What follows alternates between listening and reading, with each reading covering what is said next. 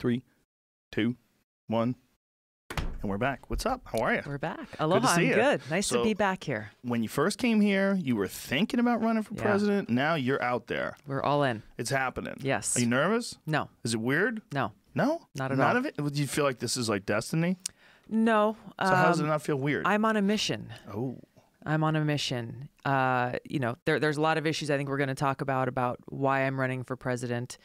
But being out and connecting with people all across this country, bringing this message really of ending these wasteful, destructive foreign policies that have been so costly on the American people for so long, costly on our troops, costly on our veterans, ending these wasteful regime change wars, ending this new Cold War and nuclear arms race, and taking the trillions of dollars that we've been spending on these programs and that we will continue to spend if the status quo is allowed to continue, and investing those dollars back into serving the people in our communities, serving the people of this country. Things like healthcare, education, infrastructure, protecting our environment, clean water. There's so much that we need to do. We've got limited resources to accomplish that. These are my favorite things that you talk about. My question is always, though, why do we spend so much time and money and at such a titanic human cost for these regime change wars? Yeah. What do you think is the cause? Like, other than the obvious, if you have a dictator that's in place, there's an obvious outcry like Saddam Hussein post 9/11. Other than that, what is the reason why we invest so much time and energy into regime change wars? So much so that we've just accepted that this is a part of our gross economy. Like, if you're going to take all the money that the United States earns and all the money that goes to taxes, we just automatically put a gigantic chunk of that into investing in these wars in other countries. Blindly. Why is Blindly, that? almost, without any kind of It's a tradition. real accountability. $6 to $8 trillion is what's estimated that's been spent since 9/11 alone on these regime change wars, without even taking into account what the cost will continue to be to take care of our veterans, those who have gone and fought in these wars and have come home dealing with visible and invisible wounds that they'll have to live with for the rest of their lives. Let's start back. You mentioned Saddam Hussein. I don't think it was necessarily an obvious outcry. Saddam Hussein and the toppling of his regime was done for oil, right? It was done for financial reasons. And the architects of that Iraq war sold it in the guise of, hey, Saddam Hussein is working with al-Qaeda, those terrorists who attacked us on 9/11, and he's going to give them his weapons of mass destruction, both of which turned out to be false intelligence and lies that were sold to the American people, sold to soldiers, people like me, who believed what they said. I enlisted after 9/11, like so many people in this country, to go after the terrorists who had attacked us on that day, killing thousands of Americans. And they sold this lie for financial gain, for oil. You look at some of the architects of that Iraq war, guys like John Bolton, who today is President Trump's National Security Council director, and you look at what's happening in Venezuela.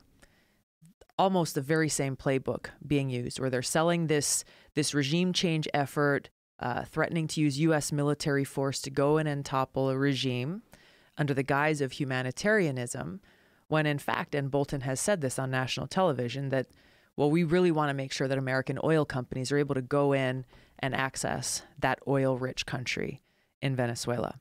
So do you think that's why there's so much turmoil in that country right now? That this is this battle over regime change because of the fact they want to control the oil? I think the U.S. coming in and trying to insert itself into what is happening in Venezuela is what is the problem. So they're doing that through very, very heavy sanctions.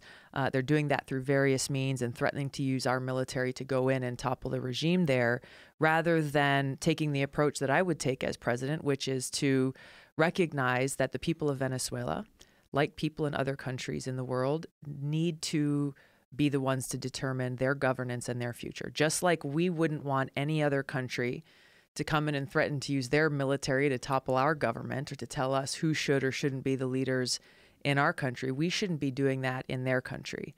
There are uh, serious issues that are causing a lot of suffering for the Venezuelan people. If we really want to be helpful, we should be a force to help move towards reconciliation and peace, rather than what this administration is doing, which is throwing fuel on the flames of a civil war that'll be devastating. When you say move towards reconciliation Yeah. and peace, how so? Well, you see there's differences, right? There's the people who are with the current government in Venezuela, and there is the opposition.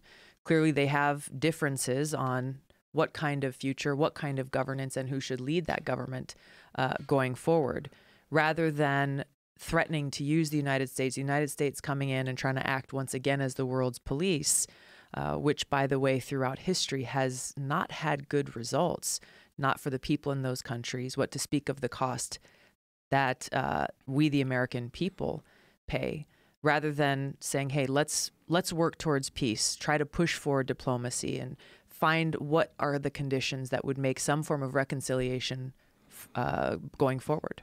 Is there an argument, and I really don't know the answer to this, but is there an argument that these regime change wars, although terrible, we would be way worse off if those weren't in place? I think that's an argument that proponents for regime change wars try to make, but history shows and proves that the very opposite is true. Look at Iraq. You can look at Libya. You can look at Syria. You can look at Guatemala and Ecuador. You can look at other countries, Iran, where in the past we have either overtly or covertly through the CIA gone in and toppled leaders of countries or dictators or regimes. And the result has been more suffering for the people in those countries. Their lives have been made worse off, not only in the short term, but in the long term.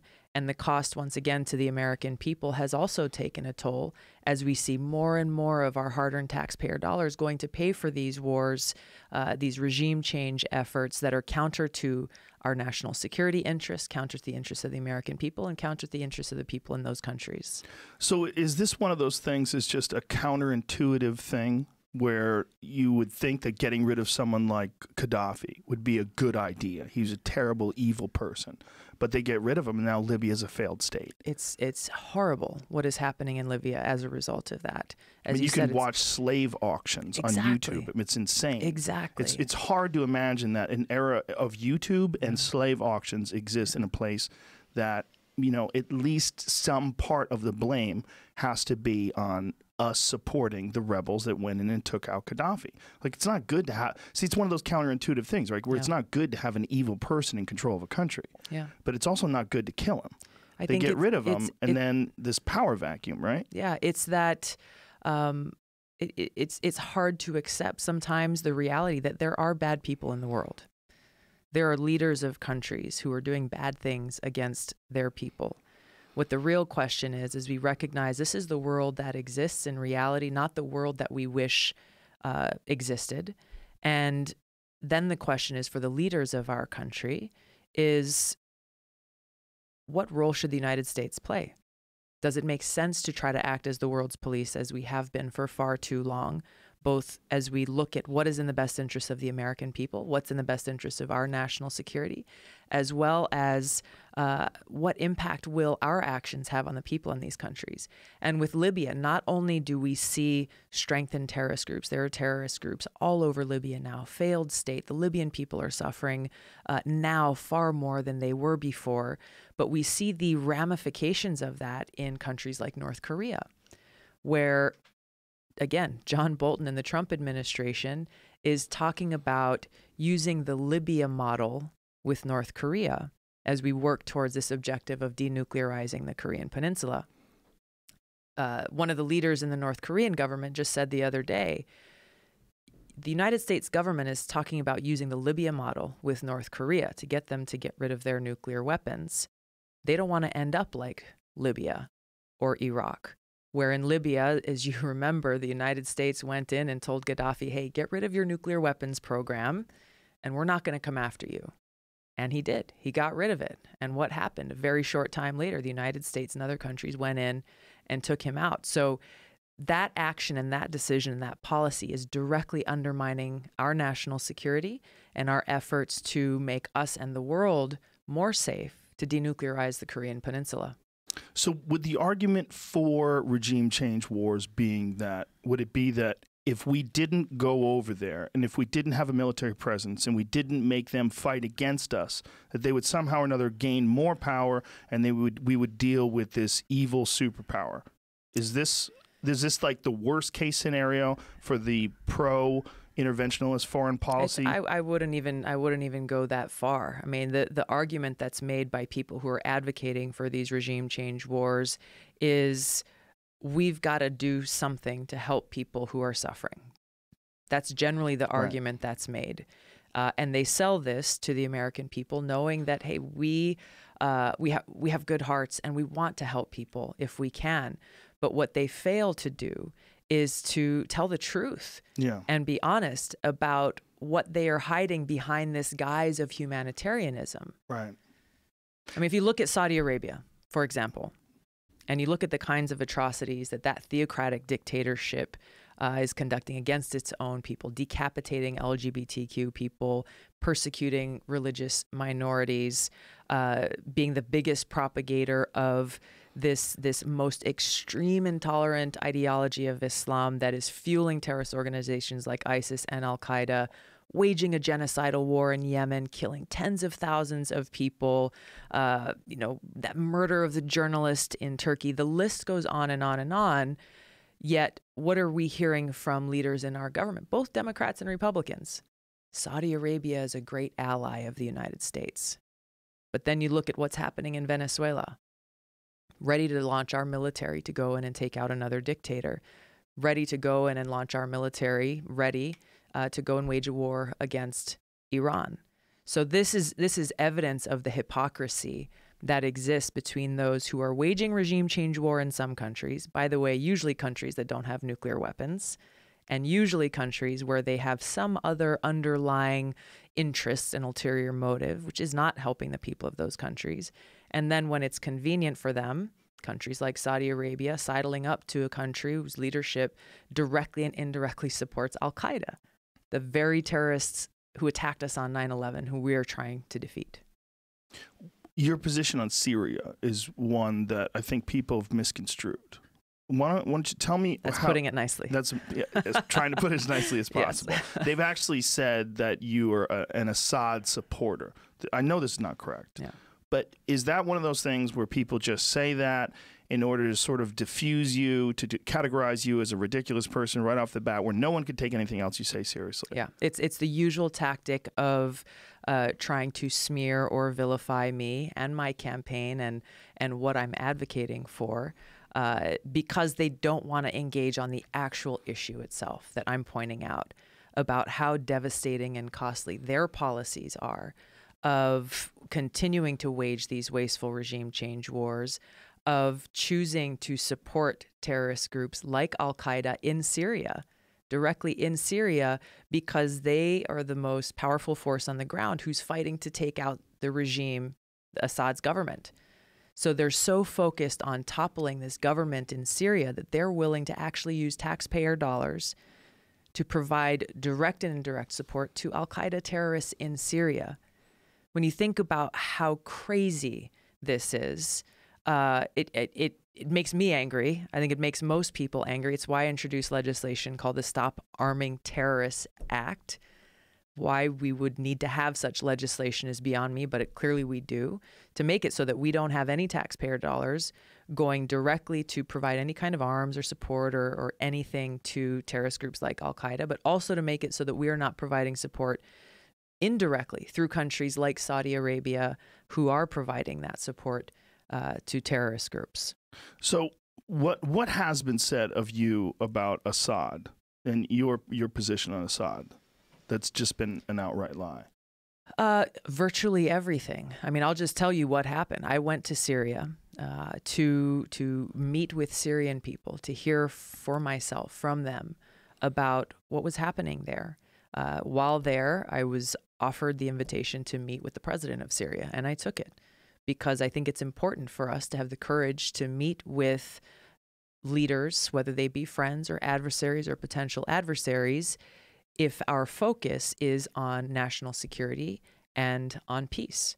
So I went And I had that meeting, and I asked some tough questions and heard from him his perspective on what was happening and what he was doing in his country, and took the opportunity while there to meet with religious leaders, college students, members of the political opposition, small business owners, women who are working to start their own business to empower other women, Shia, Sunnis, Muslims, Christians, Catholics, people of all different religions.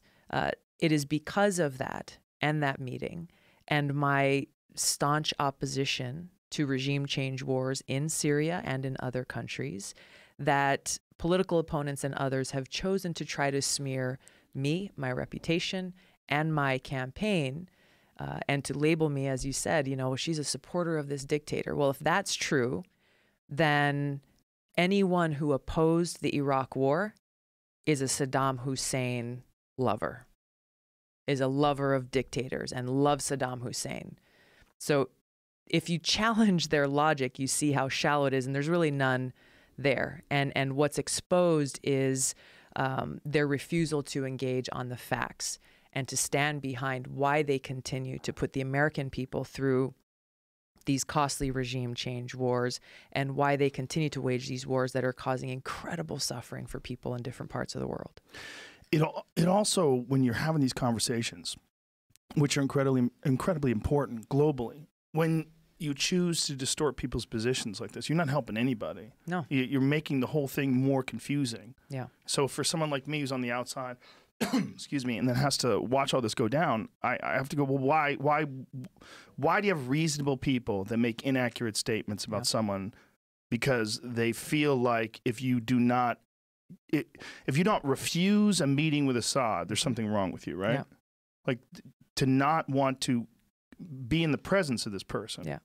Yeah. I mean, there's so much hypocrisy around this. A lot of these people are the same people who applauded President Obama when he first ran for president in 2008. When he caused some controversy at that time, saying, yes, he would meet with the leader of Iran without preconditions, that he would meet with leaders of other countries in that pursuit of national security and peace. Yeah. So why the double standard here that, okay, so in order to keep our country safe, in order to achieve peace, we're only going to meet with our friends and people who we agree with. That's not how you accomplish that mission. That's not how you accomplish security and peace. It doesn't make sense. No, it's like a social media version of running the world. Yeah, sadly. Sadly. Now, had you ever met anyone like Assad before? No. What was that like? No. He was eager to meet. He was eager to be heard, frankly. Does he speak English? Very well. Really? Yeah, I think he was educated in Europe. A dentist, if I'm not mistaken. Maybe he's an eye doctor. He's not in the medical field. And he was, he was open to any and all questions that I had, both about what was happening in Syria, Syria's relationship or the lack thereof with Israel, a lot of the turmoil that we're seeing in different parts of the Middle East of Sunni versus Shia, chemical weapons being used, criminal acts being conducted, a whole host of these issues. How the Syrian government is dealing with the Kurdish population in the northern part of the country, what's going on in Turkey. There was a number of things that I asked and he answered and he shared his view and perspective. And really what came out of that was he's very narrowly focused on his country and doesn't want other countries or other people coming in and meddling in their country and what they're trying to accomplish, which is actually the same thing that I heard from his political opposition when I met with them. These were some of the leaders who led the protests that kind of began this whole conflict in 2011, people who are deeply opposed to the Syrian government, some of whom have been held in captivity by the Syrian government. And they said, there are constitutional changes we want to make. Yes, we would like to see Assad removed from government. That they don't want to see it done through military means or through other countries coming in and toppling their government. What they want to see is that change coming from the people of Syria saying, hey, this is the kind of leadership that we want for our future. I can imagine there's not a single country on earth that wants us to invade and take over.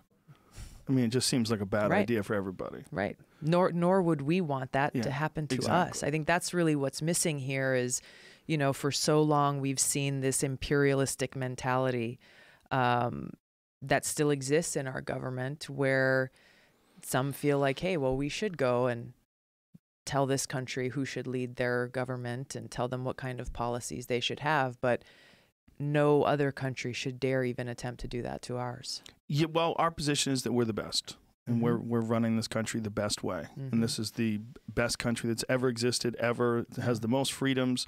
It's got the most chaos. It's got a lot of things going on that are not good. But overall, we feel like we're the shining light of the world. Yeah. Maybe that's not accurate. You know, maybe it's accurate in a lot of ways. And I think the problems begin when we go into other countries and try to create little mini Americas and impose it on the people there, whether they like it or not, whether they're ready for it or not. And we end up seeing what we're seeing across the Middle East. Yeah, I think we just look at the rest of the world and go, well, I wouldn't tolerate that. Yeah. Why are they tolerating that? Yeah. Who is that guy? Yeah. Why does he get to run things? They should kick his ass. That's literally the American perspective. But, you know, we don't want to send our sons and daughters over there to go do that. Now, if I put my tinfoil hat on. We don't. We, the American people, don't. But this is the problem. And this is something that I realized very quickly during my first deployment to Iraq, where I was seeing firsthand the cost of war, serving in that medical unit every single day. And I wondered how many politicians in Washington who voted for or advocated for or championed that war in Iraq were laying awake at night thinking about my brothers and sisters who were getting killed in combat, who were getting severely wounded, were getting blown up by IEDs. And I learned very quickly that they were not. They weren't thinking about the real costs and the ramifications and the consequences of their decisions. Jamie, who were we talking with the other day? We were trying to say that we think that if you want to be the commander-in-chief, that you should probably have served. Who was that? It was a recent podcast. C.T. Fletcher? Yes, I believe that it was him. Yeah. Who was a veteran as well.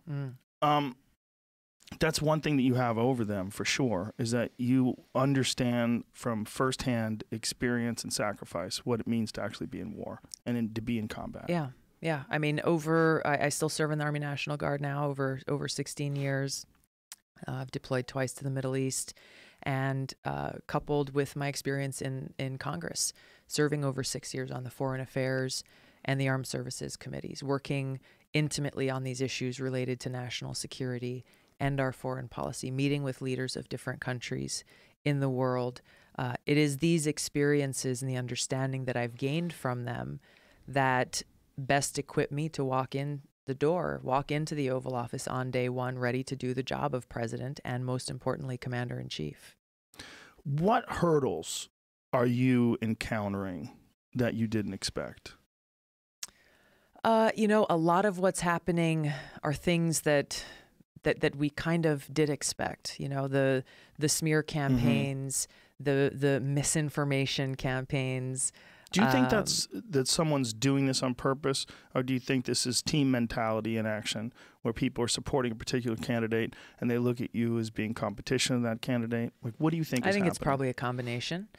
You know, I'm challenging the establishment, challenging the status quo, challenging the foreign policy establishment, and challenging the political establishment in calling things as I see them, calling it straight, and speaking the truth, whether that be calling out leaders within my own party or leaders of the other political party.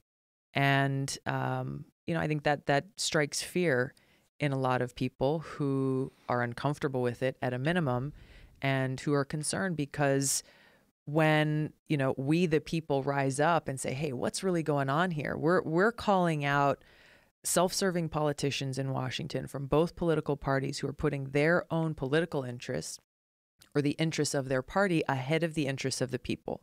Or they're putting the interests of, you know, whatever greedy corporation and their lobbyist is writing the biggest checks to their campaigns ahead of the interests of the people.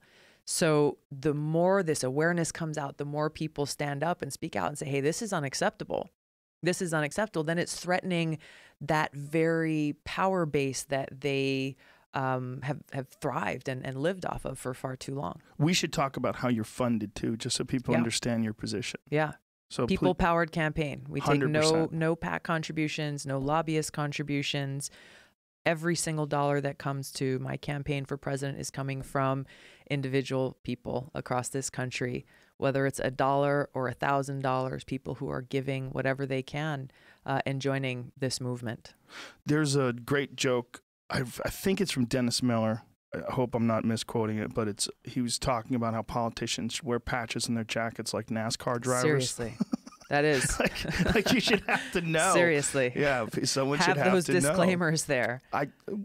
If I put my tinfoil hat on when I talk about these interventionist foreign policy wars and regime change wars, the tinfoil hat thinks military-industrial complex. Yeah. People being asked or forced into making decisions that benefit these giant corporations that make weapons and profit off of war. Yeah. This is the worst case scenario in terms of conspiracy theories.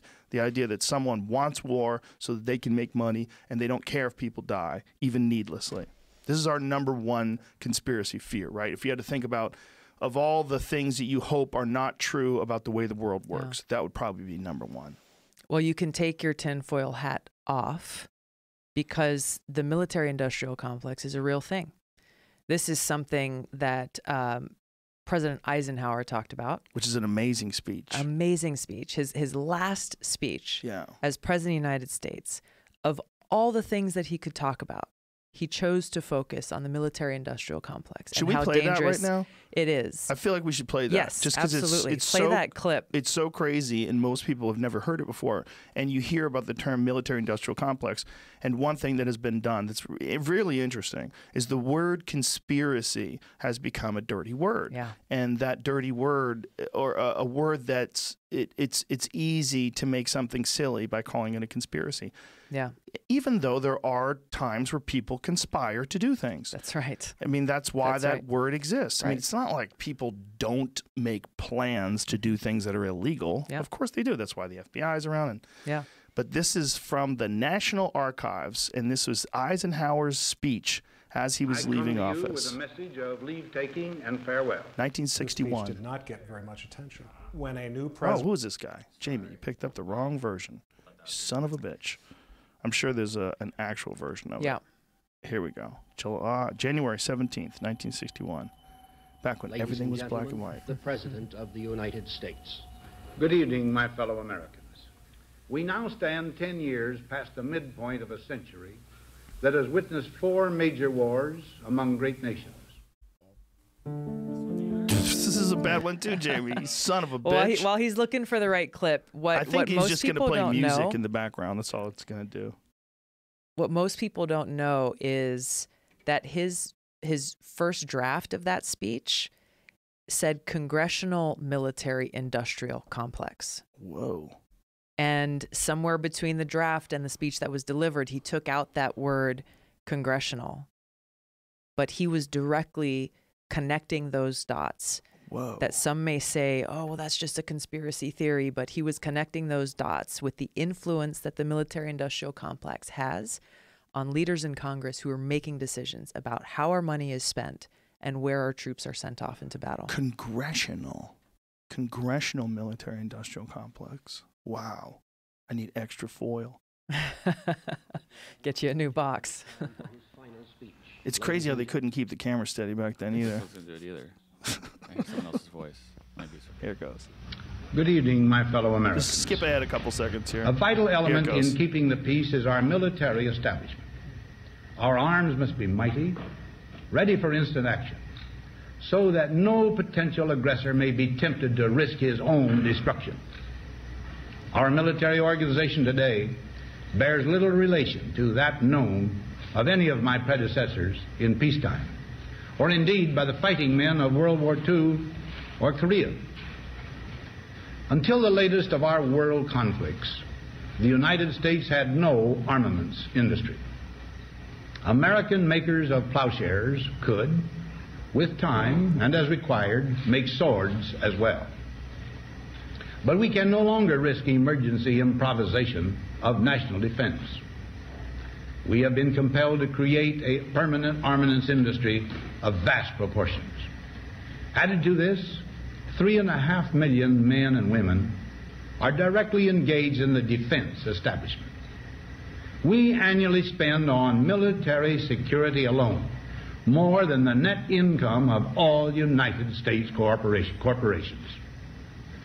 Now, this conjunction of an immense military establishment and a large arms industry is new in the American experience. The total influence, economic, political, even spiritual, is felt in every city, every state house, every office of the federal government.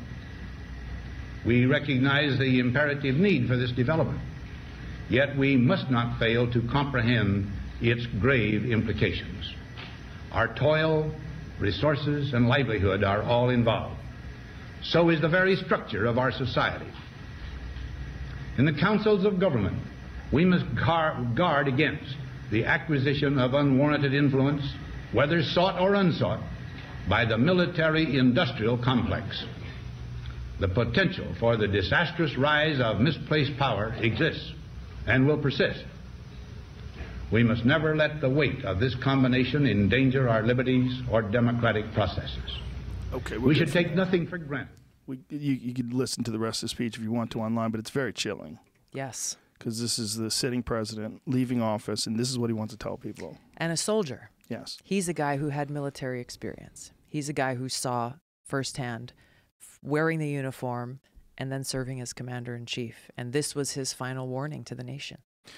Military companies are like most companies. They always want to grow. Mm-hmm. Companies seek infinite growth. They constantly seek better quarters. Every year they want to make more money than they did last year. That's what they're doing. They're in the business of making money. They're not just in the business of creating things. They're creating things for a profit. That's right. And they're going to have a little wiggle room, and especially with politicians. It's politicians that are in their pocket, and they've spent millions of dollars helping them along the way. Yeah.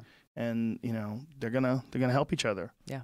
And this long history of helping each other. That's right.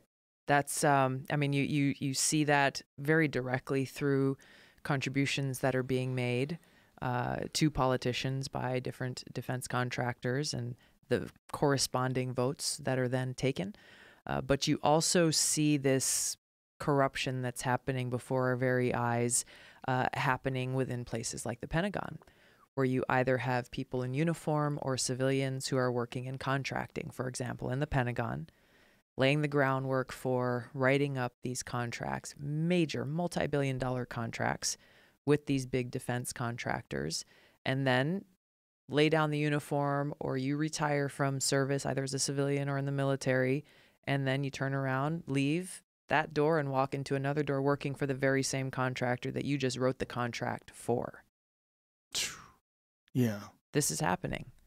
This is what we need to change when we're talking about both campaign finance reform, but also reforming this kind of corruption and this revolving door that's happening in different parts of our government. You see it happening in Wall Street too. Yes. The SEC regulators, people are supposed to be regulating Wall Street, are coming from Wall Street and then going back to Wall Street to work for the very same companies that they were supposedly just charged to regulate.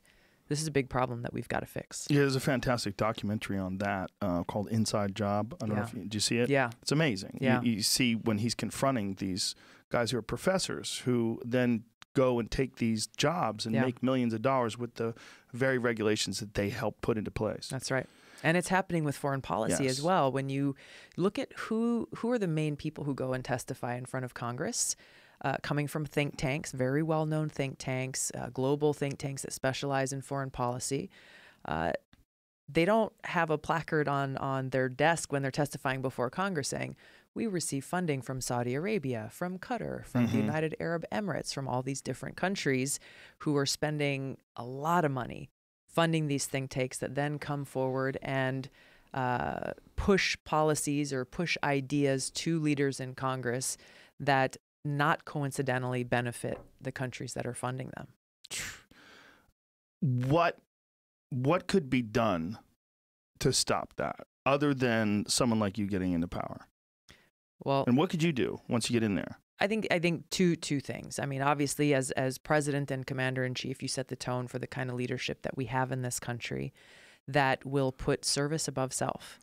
And this is what I will bring as president. Bring those soldiers' values of putting service above self, putting service to the American people and your country first and foremost, ahead of everything else, ahead of the interests of a political party or a corporation or a foreign country, for that matter. And work to pass legislation in Congress that would close these revolving doors, that would require this transparency when you're talking about who is funding who and where is this money coming from. I think members of Congress should not be taking PAC contributions, should be relying solely on contributions from people in this country so that they know exactly who is funding their campaigns. That really seems like a no-brainer. Yeah. That one seems like a no-brainer. And if you it's really something want that- what the people want. It's something that's starting to happen organically as more and more people are calling for this kind of reform and saying, hey, look, if you want my vote, then I expect you to not accept those contributions and to run a people-powered campaign. How many people are doing that besides you? There's a couple who are running for president. There is a slowly growing number of people who have run for and gotten elected to Congress. But look, it's in the margins compared to where we need to be. Now, one thing that exists now that really didn't exist when Obama was running for president is the impact of social media. It's just tenfold what it used to be.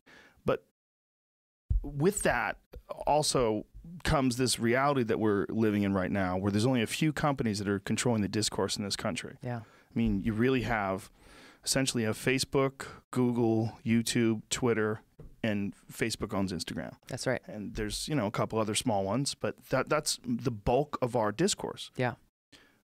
What concern do you have about these private companies controlling the vast majority of communication between people on social media? Yeah, it's extremely dangerous. It's extremely dangerous when you think about it. And there's a few things. There's, with Facebook and Google for that matter, they can set their algorithms. Mark Zuckerberg with Facebook can set his algorithm to control what information is coming across our news feed in Facebook. What are the stories that we're seeing? Instagram, same thing. With Google, they can control when you punch in something, what are the first stories that you're going to see on the first page that pops up. When you think about that kind of power of influence that it has on the American people, literally being held within the hands of a couple of people, unchecked and without oversight or transparency, it's incredibly dangerous. Let's talk about free speech. There's just been news recently about Facebook banning certain individuals from having Facebook accounts because of their speech. They disagree with the speech that they're using or the things that they're talking about, the ideas that they're pushing forward. Unchecked. First Amendment rights going completely out the window. And the argument is they again, don't apply because it's a private company, right? Yes, but they're trying to get the best of both worlds. The fact that they're claiming to say, hey, this is a free space for open communication for everyone. Right. While at the same time going and saying, actually, you know what, Joe, I don't like what you're saying about this, so we're going to ban you and whoever your friends are from this conversation. I think that's a big problem. It undermines our First Amendment rights. Well, then you look at privacy, the privacy concerns of all the information that they're collecting in Facebook from us, all the information that they're collecting from us with Google, and how they're monetizing that and selling or sharing that information with other people without our knowledge or agreement.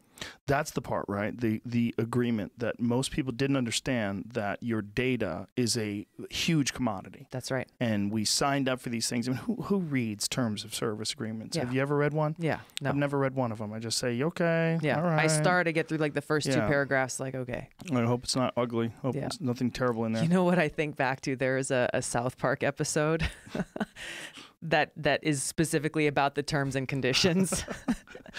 And I watched it a long time ago, but every time I see one of those things pop up, signing the terms and I'm like, oh man.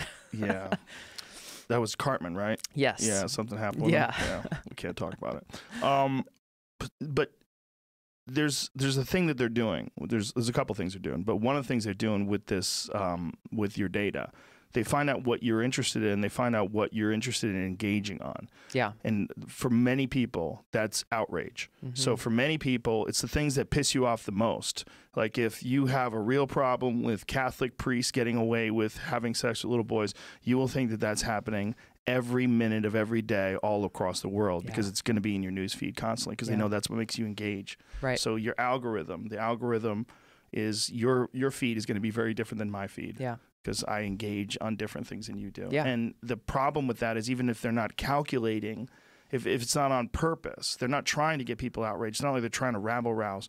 But what they are doing is because they have an ad-supported model, they gravitate towards the outrageous because that's what people get excited about and that's what people make multiple posts about. Exactly. And that's how they make their revenue. Like it's a bad ad model. It's an ad model that inadvertently supports outrage. Yeah. And it makes people think the world's a worse place. And all of it. And the tribal boundaries between the two sides on these issues are more tense. And you would think that discourse and the ability to freely communicate would kind of open that up and people would kind of understand each other better. But it's not happening. It's like Twitter is a garbage fire all day long. It's just fire. Like you can't post anything about anything. And there's people just jumping on people. And it's a crazy thing that has happened that we gravitate towards the outrageous. Yeah. I don't think that should be rewarded financially. I think that's not, if this is just what people go to organically, that's one thing. But when you're cultivating feeds so that, or at least your algorithm is cultivating feeds so that people get pissed off, you're making the country a shittier place. Yeah. Like you're literally like making things worse. Yeah. Yeah. I mean, this is one of the reasons why I think a couple of things should happen. And I think his name is Chris Hughes, who co-founded Facebook with Zuckerberg. I saw that, yeah. Did you see his article? Yes. Calling for Facebook to be broken up? Yes, and which is crazy. You hear about the person who founded it, and he's saying this is out of control. And that's the point now, is seeing how powerful, as you said, guys like Mark Zuckerberg have become, and how out of control things are. Well, some of it just doesn't make sense. Like, here's one. They just banned Alex Jones. Yeah. But not only did they ban Alex Jones, but you can't talk about Alex Jones. If you wrote Alex Jones might be nuts, but damn is he cute. If you wrote that, you would get a message that says only you can see this message.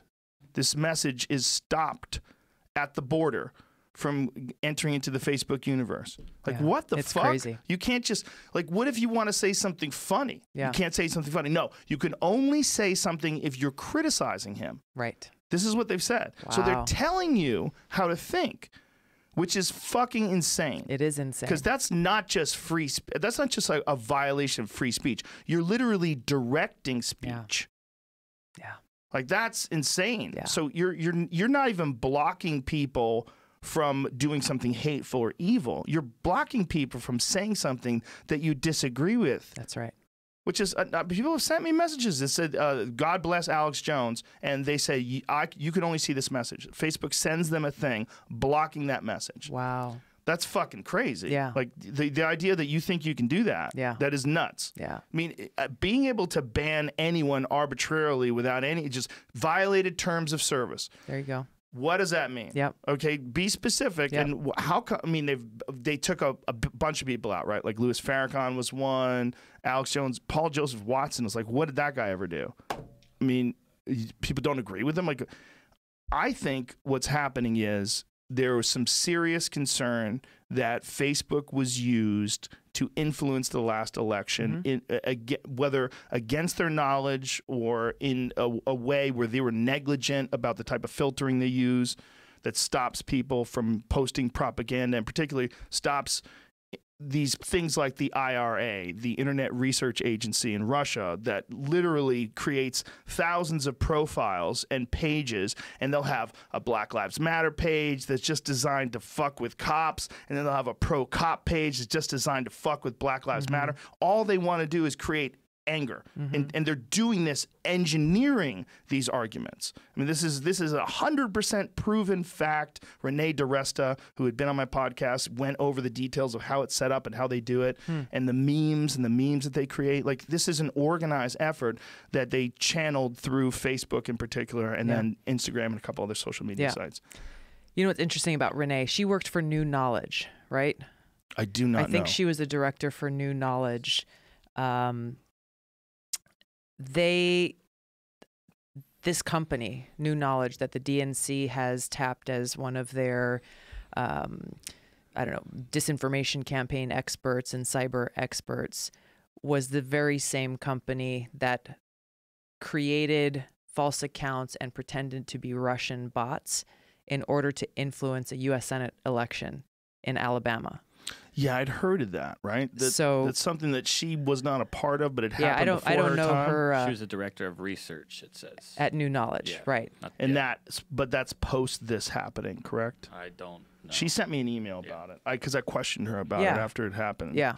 And I don't think she's full of shit. Yeah. Well, I've never met her, but I know that company is one that is often cited as a so-called expert, and was a company that was cited to try to smear my campaign as somehow being an engine for the Russians or something like that, which to me again just points to, well, let's look at the so-called experts that you're citing in this company, New Knowledge, and the kinds of actions that they've been taking, the very same ones that they're criticizing others for doing. It's a dirty world out there. It's a dirty Wild world. West in the internet. It is. It is a Wild West in the sense that, I mean, I think there should be regulation. I don't think you should be able to put child porn everywhere. I don't think you should be able to dox people. Yeah. But it's like, where does that border stop? Yeah. Where does that regulation border stop? Yeah. And I think it's a very good question. Do you think that these social media platforms, whether it's Google or Twitter or whatever, or Facebook, do you think that they should be treated as a public utility where everyone essentially has the right to use them? You have the right to use water. You don't have the right to take a hose and smash your neighbor's window and flood his house. That's right. I do think that they should be regulated like that, and they should be subject to the very same antitrust laws that have been used to make sure that we don't have other monopolies in other industries or in other areas to break them up. And I think that was something that Chris Hughes outlined in his article. The very first step that could be taken is just to say, hey, Facebook needs to let go of Instagram and WhatsApp. Because that was that acquisition created an even stronger monopoly that really shouldn't have been allowed to take place in the beginning. And so there are concerns about the kind of power being consolidated into the hands of a very few people, as well as how that's impacting any kind of competition and squashing that competition from coming up and saying, hey, you've got Facebook and then you've got this other new social media technology. They've got better privacy standards and better service for the consumer than Facebook. But anytime that tries to happen, they're quickly squashed by companies like Facebook or Google, for that matter. Or bought up, exactly. Yeah, that's the big concern, is that there's just not enough variety. And there's also a big concern that I have a big concern that there's a bunch of people that don't seem to understand the consequences of what they're calling deplatforming people. It's basically censoring people, taking people out of the public discussion. And when you do that and you create a bubble, or you create a one-party leaning institution, one-party leaning conglomeration of human beings, you're going to develop some real anger on the other side. Yeah. And it does the opposite of what you want it to do. What you want it to do is make the world a better place. Let's take some of these angry voices out of the mix, and let's make the world a better place. It just makes them more angry. And encourage discourse. Encourage these kinds of conversations where you can engage with people who might have a different view on an issue or might have a different experience that they bring to the conversation, and to do so that actually helps increase the knowledge and understanding that we have. Yeah, I think we have to reward civil discourse as well. I think we have to be kinder to each other, and we have to we have to be more upset at people that are acting like shitheads online for no reason. Like you think that it's just online, Yeah. but what it is communication. Yeah. And if you're interested in shitty communication online, you're just a shitty communicator. Yeah. Okay.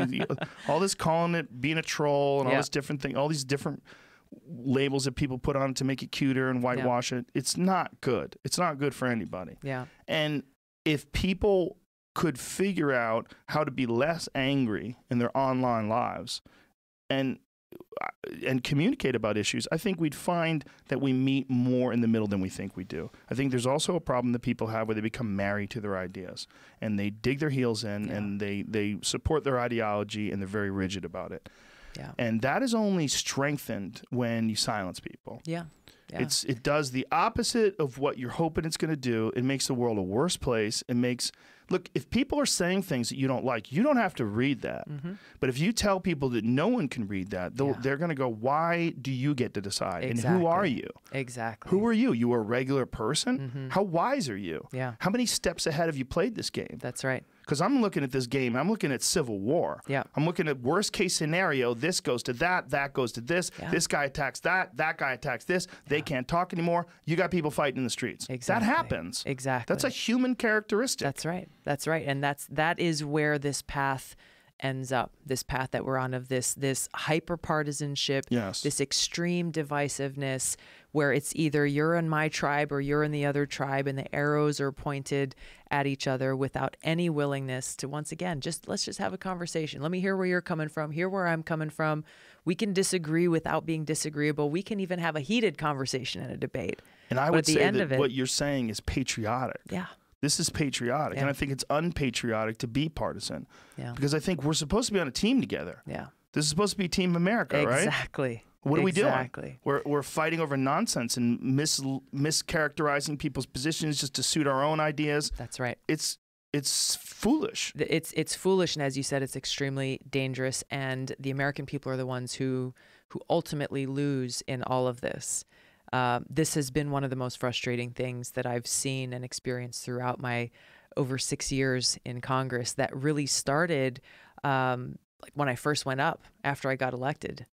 Where after every election happens, the new members of Congress, they go and they have what's called new member orientation, and they give you these books, and here's the maps, and here's where your office is, and all the administrative and logistical stuff. But very quickly, I would say within the first few days, where we first come in together as Democrats and Republicans, immediately, okay, Democrats go this way, Republicans go this way, immediately separated. And what we're told right off the bat is, look, this is about getting wins for our political party. And if you work with a Republican, then that's going to hurt the party, especially if you work with a Republican that the Democratic Party is trying to take out. Forget the substance of the idea. Forget the substance of the bill. And this happens on the opposite side as well. Republicans with Democrats, both political parties are guilty of this, where they're really putting the interests of the political party ahead of the people who just voted for us to go and serve them. And not just the Democrats who voted for me, but yes, the independents and the Republicans, both who voted for me or who didn't, but who I serve as part of my constituency. And I've continued to see this where, you'll have a bill that because it's a Democrat bill, Republicans will vote against it, substance aside, or a Republican bill, Democrats will vote against it just because it's a Republican bill. But then, hey, if they come in and, a month or a year later introduce the same bill or a similar bill, but now because it's a Democratic bill, okay, everybody, hey, let's go and support this legislation.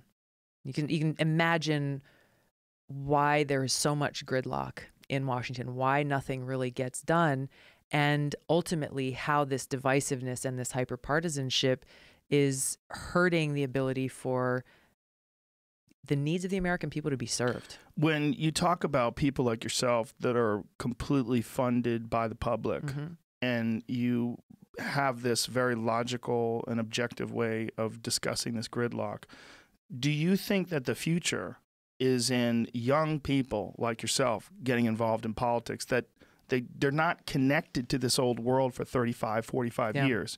This world, it sounds like this is just what you do. Yeah. I mean, I watched House of Cards. Mm-hmm. I get it sort of. That seems like chaos. And Yeah. it seems like there's no way to fix that. It's almost like these people have to stop being politicians. Yeah. They have to be voted out or die off. I mean, Yeah. Well, I think it's evident where we see those who are very entrenched in this this broken system feel very threatened by the rise of people-powered campaigns, individual contributions coming in and supplanting the big money that they get from, the PACs and lobbyists, and there's fear there because they see their whole world being disrupted by people like me or others who are coming in and saying, no, we're not buying into any of that. And we're coming in to actually fulfill the mission that we've been charged with by those who voted for us to serve the people, all the people of this country. And would you say that, well, this is my position. I think that Trump plays a part of that because I think he was the first guy to come in basically self-funded or being funded through his own means. Mm-hmm. And not listening to the rest of the Republican Party, saying, hey, I'm going to take over, and I'm going to do this my way. And then knowing that he could do that, and knowing that there were so many Republicans against him, and knowing that there are so many Democrats against him as well, but yet he's still the president. Yep. Like people are like, Jesus, this is a fragile system. Like this system it's what they've done to acquire power is still very vulnerable, even though they have this deeply entrenched system of weird little relationships that it's not good enough. Yeah. That if the people do rise up and they decide, hey, we want to put Tulsi in as president, you're going to have a different situation. And a lot of you clowns are going to be out of work. Absolutely. I mean, and that's really that's the message that we're carrying to living rooms and town halls and communities across the country is Washington continues to underestimate the power of the people. And it's But supposed to work for you. Exactly. And that's the thing is, our founding fathers had this vision for our country that our government would be of the people, by the people, and for the people. And instead, what we have is a government of the rich and powerful, by and for the rich and powerful, or of the special interests in corporations, by and for the special interests in corporations. Yes. And, we the people get left behind. And they continue to talk to us like they're in control. Yeah. They're one of us, and they're supposed to be public employees. They're supposed to be servants. That's right. Of the public. Yeah. They don't talk like that. No. They talk like people who are in a position of power and influence. Yeah. And it's not healthy. It's not a healthy perspective. It's evident of that huge disconnect between Yes. the bubble that is Washington and the reality of the lives that we live every day, people all across this country. That's always the case, though. When people get in control of things, they always meddle, make it easier for them, make it better for them. What can I do to make this a little easier? Is there another way? How can I help myself here? How can I make sure that when I get out of office, I can do these public speaking tours and make $250,000 a pop? Yeah. When I hear about the money those guys make to just go and talk, I'm like, what? Who is paying for that? Who is paying to listen to Hillary Clinton What are they talk? getting out of it? What are you getting out of that? That's right. Like, can I listen? I would love to pretend to be a banker, to put a lizard skin face mask on and go sit with those bankers and listen to one of those conversations that Hillary Clinton got paid $250,000 to talk. Yeah. Never release the transcripts for. What is that about? Yeah. Who is?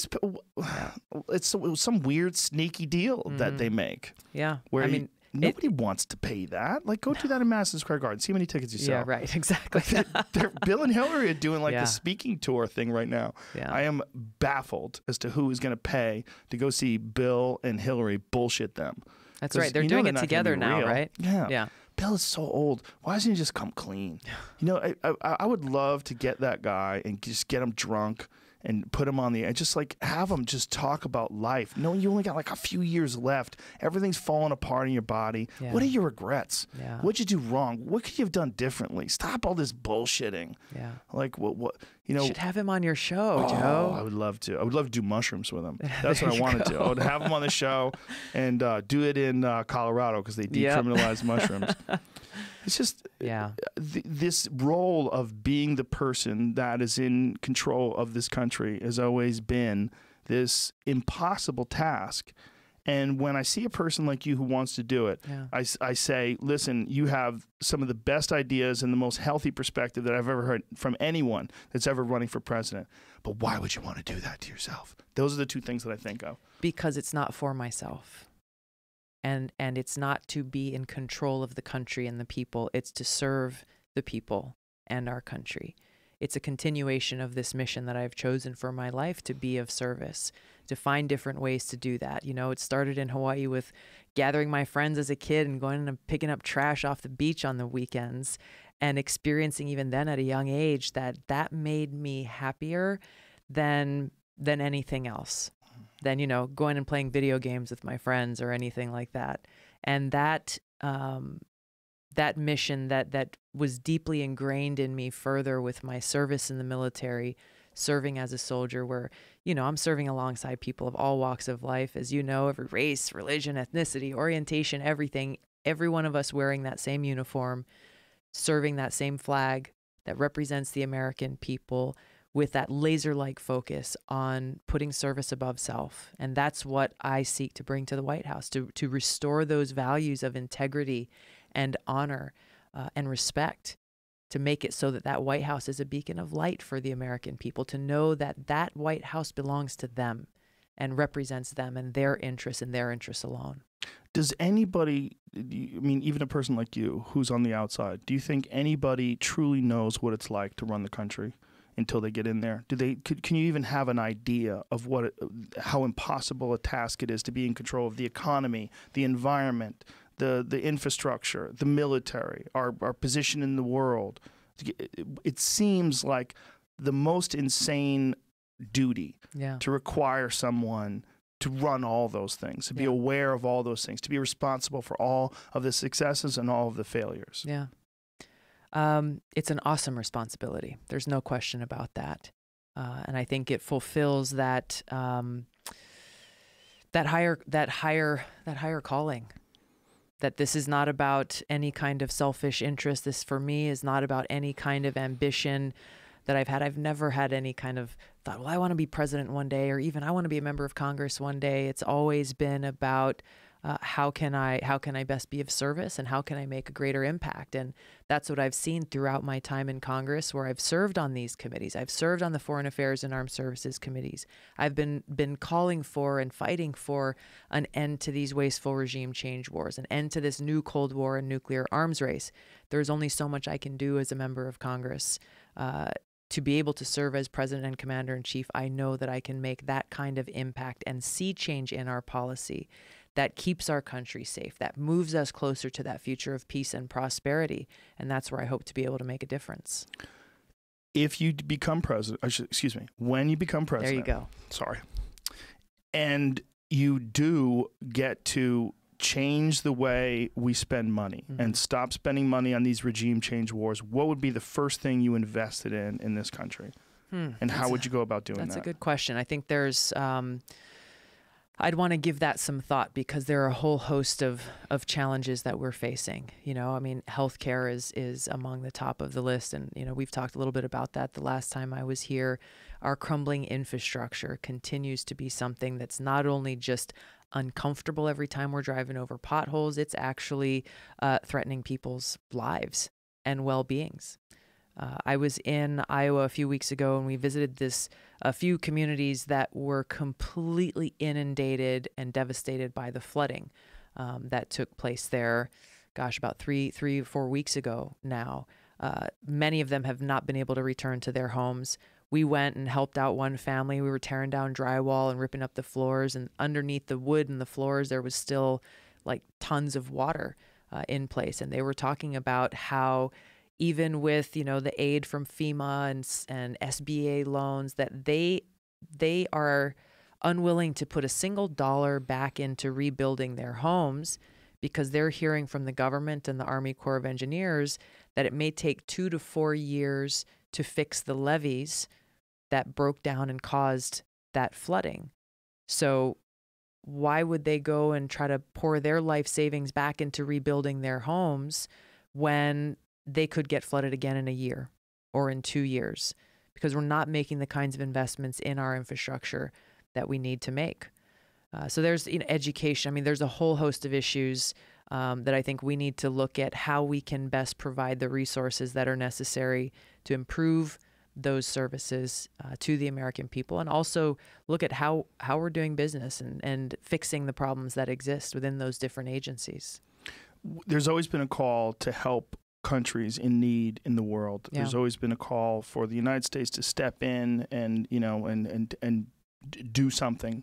But yet there's problems in this country that never change. There's bad communities in this country that are impoverished and crime-ridden that have been the same way for decades.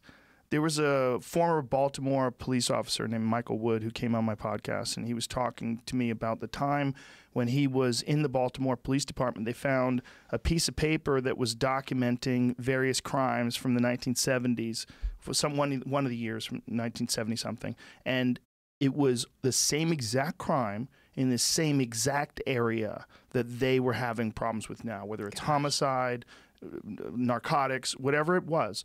They were having the exact same issue in the exact same places. And then he realized, like, well, there's no effort put to change this. Yeah. If you're talking about decades and decades and decades, why wasn't there money funneled into this community? Why isn't there some community centers that help children? Why isn't there an emphasis on better education? Yeah. Why isn't there more police officers, or at least some sort of civilian presence that helps out people and stops some of this crime and gives people a better place to live, and then fix a lot of this, what you're seeing decade after decade? Yeah. If we want to make America better, the best way to do that is to fix the weakest parts.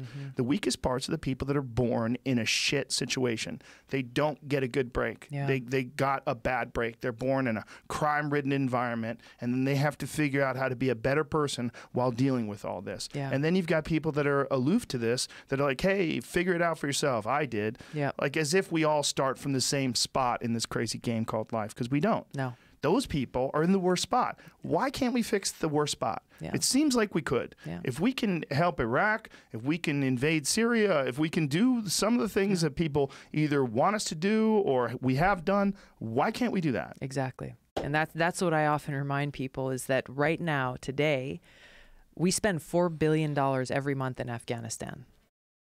$4 billion. Every month. Every single month. Imagine what could be done with those dollars and those resources in communities like Baltimore, in communities like Flint, Michigan, where people are still being poisoned by their water, where they're being lied to and cheated by their leadership, where the governor sent in these inspectors and cleared the water saying, hey, everything's fine. But what he didn't tell people was that when those inspectors went in, they turned the faucet and let the water run for 5 minutes before they tested it, to clean all the crap out of the pipes and create this false conclusion that somehow the water is clean, when the people who live there know that it is still not safe to drink. And for some folks, they can't even take a shower in their own homes. And so that's why you're not going to hear any other presidential candidates talking about the cost of war and where our money is going and how it is counter to our national security. It's making us less safe. It's counter to the interests of our people and the people in those countries.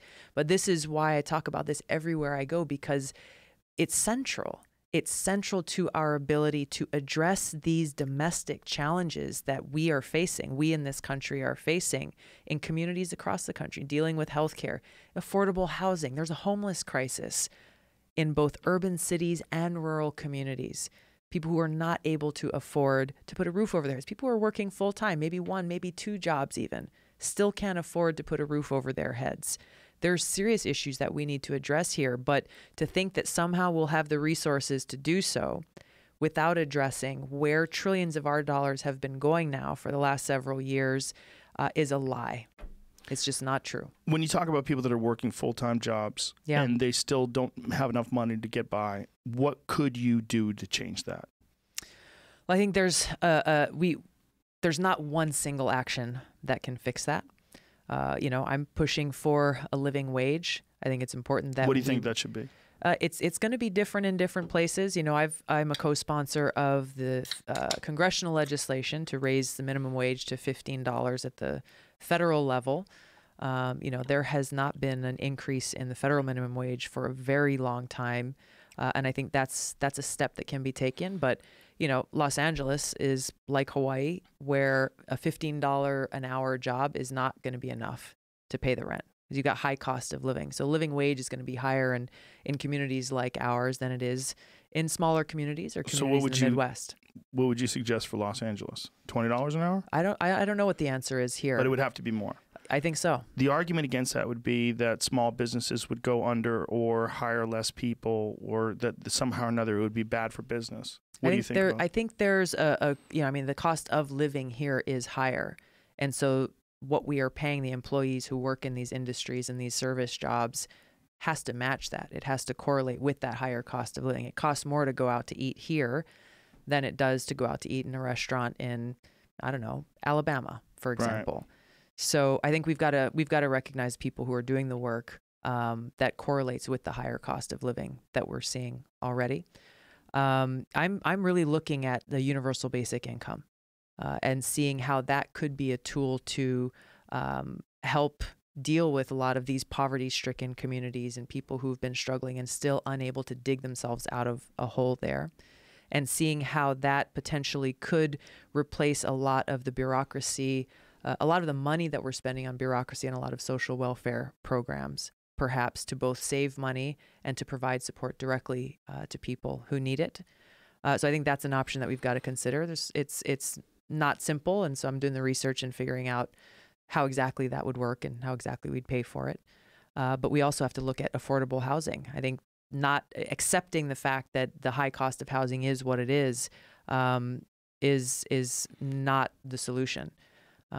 There's a lot of money that goes into our Housing and Urban Development Department, but is it really having the effect that we need it to have to make it so that, whether it's cops or teachers or firefighters, people who are working in these public service jobs are able to afford to live in the communities where they're working? We were in Malibu yesterday. We had a town hall there yesterday and took a tour with the mayor, city council members, community leaders around a lot of the areas that were completely devastated by the fires. And that was one of the things that they mentioned, is that they pointed out a trailer park, traditionally where a lot of those first responders live. That's where the workforce in Malibu have lived, in that trailer park. And they said that it's not unheard of that one of those trailer homes go for $1 million. $1 million, and you don't even get to own the land that your trailer sits on.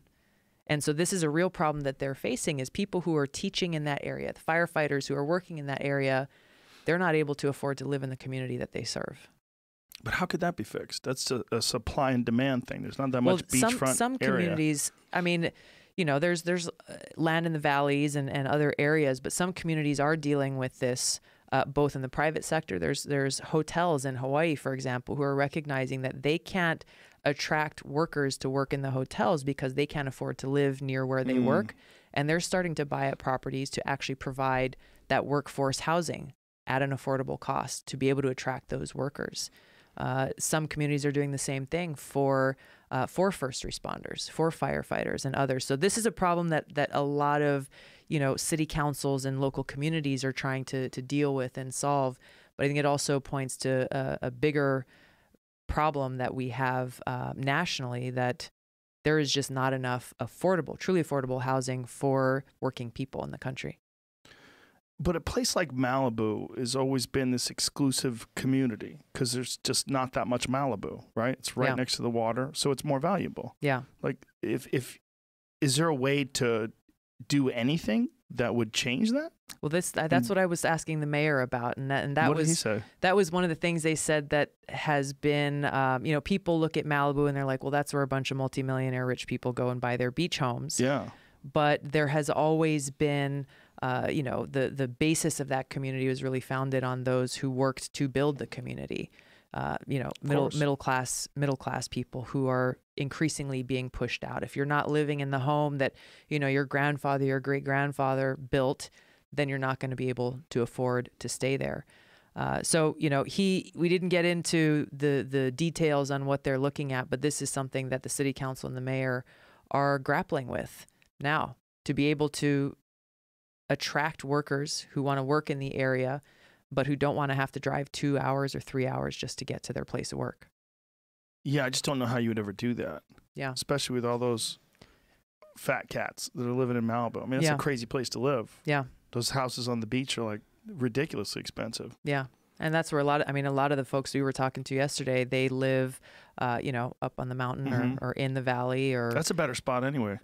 The thing about being by the beach is people could just kind of hang out in your backyard, like right there, Yeah. like right where your bedroom is. There could be people that are cooking out Yeah. 4 feet away from your head. Yeah, That's not so much privacy. You got none. It's the beach. It's Yeah. everybody's. Yeah, Like people have tried to kick people off of it too, which gets really strange. yeah, There's been a lot of those cases where they hire private security. yeah. But it's like trying to kick someone out of a park because you decided to have a picnic. That's Like, true. hey man, this beach is everybody's. Exactly. That's the and ocean, it's got to bro. stay that way. Yeah, it has to stay It's got to that way. stay that way. I have a problem with, this is just a personal problem with municipalities that charge you to go to the It's beach. crazy. So if I have no money in my pocket, you're going to bar me from going and putting my feet on the sand and going for a Right. surf in the ocean? Like, It's that's just insane. wrong. It's insane. It's wrong. It is wrong, right? I mean, I could see if you had a donation box to help people clean up the beach. That's all I could see. Donations. Yep. That's it. I'll throw some money in Or there. I mean, like, yeah, I'll pay for Yeah. my parking. Sure.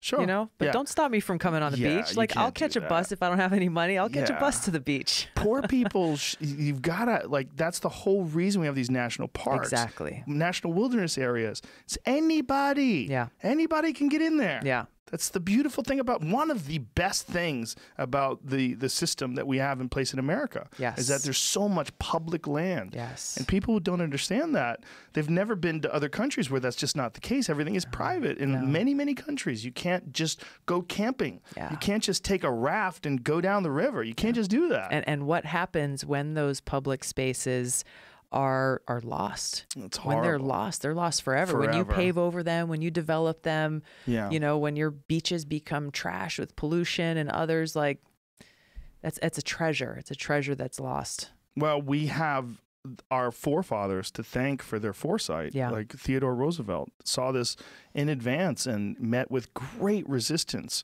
from a lot of big businesses that just wanted to put apartments up everywhere and start Yeah. building factories. Yeah. And we created this incredible system of public land in this country that's unprecedented. Yeah. Yeah. I mean, only Canada has something that rivals us. I mean, I guess Australia's got a lot of public land too, but it's just, there's other countries that have it, but it's amazing what we have here. And in terms of our diversity of scenery and where you could go too. Yeah. I mean, you could go to the desert or you could go to Idaho and, you know, go Or to go Coeur see a d'Alene or- volcano in Yeah. Hawaii. Yeah. Well, I think you guys have an advantage. I really do. And I've said this about many people that are faced with incomparable beauty and this inarguable sense of your perspective. Mm-hmm. And I think if you're living on a volcano in the middle of the ocean, you're 5 hours by plane Yeah. from anywhere. Like, you guys have a different vibe, you know? And I think Yeah. You know, I mean, you go to you turn on the news or you talk to politicians in Washington about, okay, we've got to protect our environment, and it becomes like a political talking point. But I'm so grateful to have grown up in Hawaii, and you know, that talking point is actually a way of life. Like, this connection that we have, you know, with nature, with Mother Earth, is something that's real, and it's cultural, and it's passed down from generations. And it's actually living out that saying that Mahatma Gandhi had, that the earth provides enough for everyone's need, but not everyone's greed. And what a powerful thing that is when we think about both how we live our lives personally in being respectful and being thoughtful about our impact on other people and on our planet. And then, of course, for policymakers who are making those decisions about how our natural resources are used, stopping them from being exploited or polluted or lost for, you know, short-term monetary profits or gains. there's a certain thing that happens in Hawaii as well where people are more accountable because you can't get away from anybody. That's right. Somebody's uncle or auntie is going to see you and be like, hey, Junior, what's going on? You're on an island. Where That's are you right. going? You got to be nice. You can't drive like a dick. Yeah. Yeah. I worked for Senator Akaka, who's a U.S. Senator from Hawaii for many decades in Washington. And I worked for him in Washington for 2 years between my 2 deployments. But he was a guy who embodied that aloha spirit. His wife, who we call Auntie Millie, she's a firecracker. She's a little feisty, but even she's like, hey, you don't talk stink about anybody. in Hawaii, because you never know, you might be related to them. Yeah. But you know, it's good words to live by, whether you're related or not. Just hey, don't talk stink, don't talk trash about somebody. Show respect. Yeah. Share that aloha, even if you're different, even if you disagree. Show that respect. That's what my boss did. That's what Senator Akaka did, and you know, he passed away a couple of years ago, but people in Washington still remember and talk about him, Democrats and Republicans. It's just the kindest human being they've ever known. The problem with people is talking stink is fun. It is, especially when there's nobody around. Right. It's like a national pastime in many ways. But yeah, the spreading of bad vibes is discouraged in an area where you kind of have to know most of the people around you. Yeah. You know? Yeah. Which I want to give a shout out to one of the guys I met yesterday in Malibu, a guy named Keegan. He organized 20 or 25 of his friends, and they went and they just started like fighting fires in people's houses all on their own, organized like aid stations and food stations, getting generators in. They did incredible work. But I told him I was coming on your show today, and he just said that Joe Rogan and his show has made such a deep impact on my life, because he went from somebody who was really triggered, was the word he used, by people who were saying things that he disagreed with. And you inspired him to kind of open his mind and his eyes, and to recognize that we are stronger and we are better when we have this kind of respectful discourse, and we're open to hearing from and trying to understand people who may have a different view, rather than being triggered and running away in the opposite direction or reacting in a negative way. So I just wanted to pass that on, because you made a big impact on him and on a lot of his friends. I know a lot of people in the country, and that's having a positive impact on our culture. Well, that's very nice, and shout out to Keegan. I appreciate that. I think that's something we can all learn how to do, and I learned how to do it. Yeah. It's not something I didn't naturally gravitate towards having good conversations with people. Yeah. I was a dickhead when I was young. I was fighting all the time. Yeah. So most of what I did was I was involved with martial arts. So I was always involved with competition. It was always very intense, and I was very competitive. And I wasn't necessarily that nice, all the time. Mm-hmm. And when I examined my life over time, I realized that the things that always felt the worst were conflicts that were unnecessary, and particularly the things that I judged myself the most harshly weren't my mistakes or failures in my attempts at doing things. It was my misbehaving, my just being a jerk where it wasn't necessary, or having an opportunity to be nice and not taking it, or escalating things where I could have used diplomacy. Right.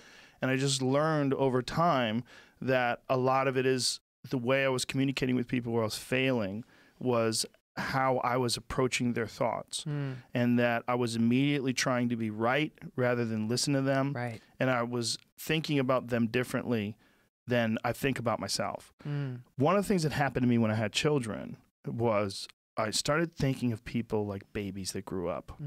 I think of everyone like old people. Like, it freaks me out when I go to the, I was in a casino yesterday. I was passing by this old lady smoking cigarettes, playing bingo, or playing roulette, slots, whatever the fuck it is, whatever wasted money and time. And I'm watching her do this, and I'm like, God, that was a baby. That was someone's baby. Yeah.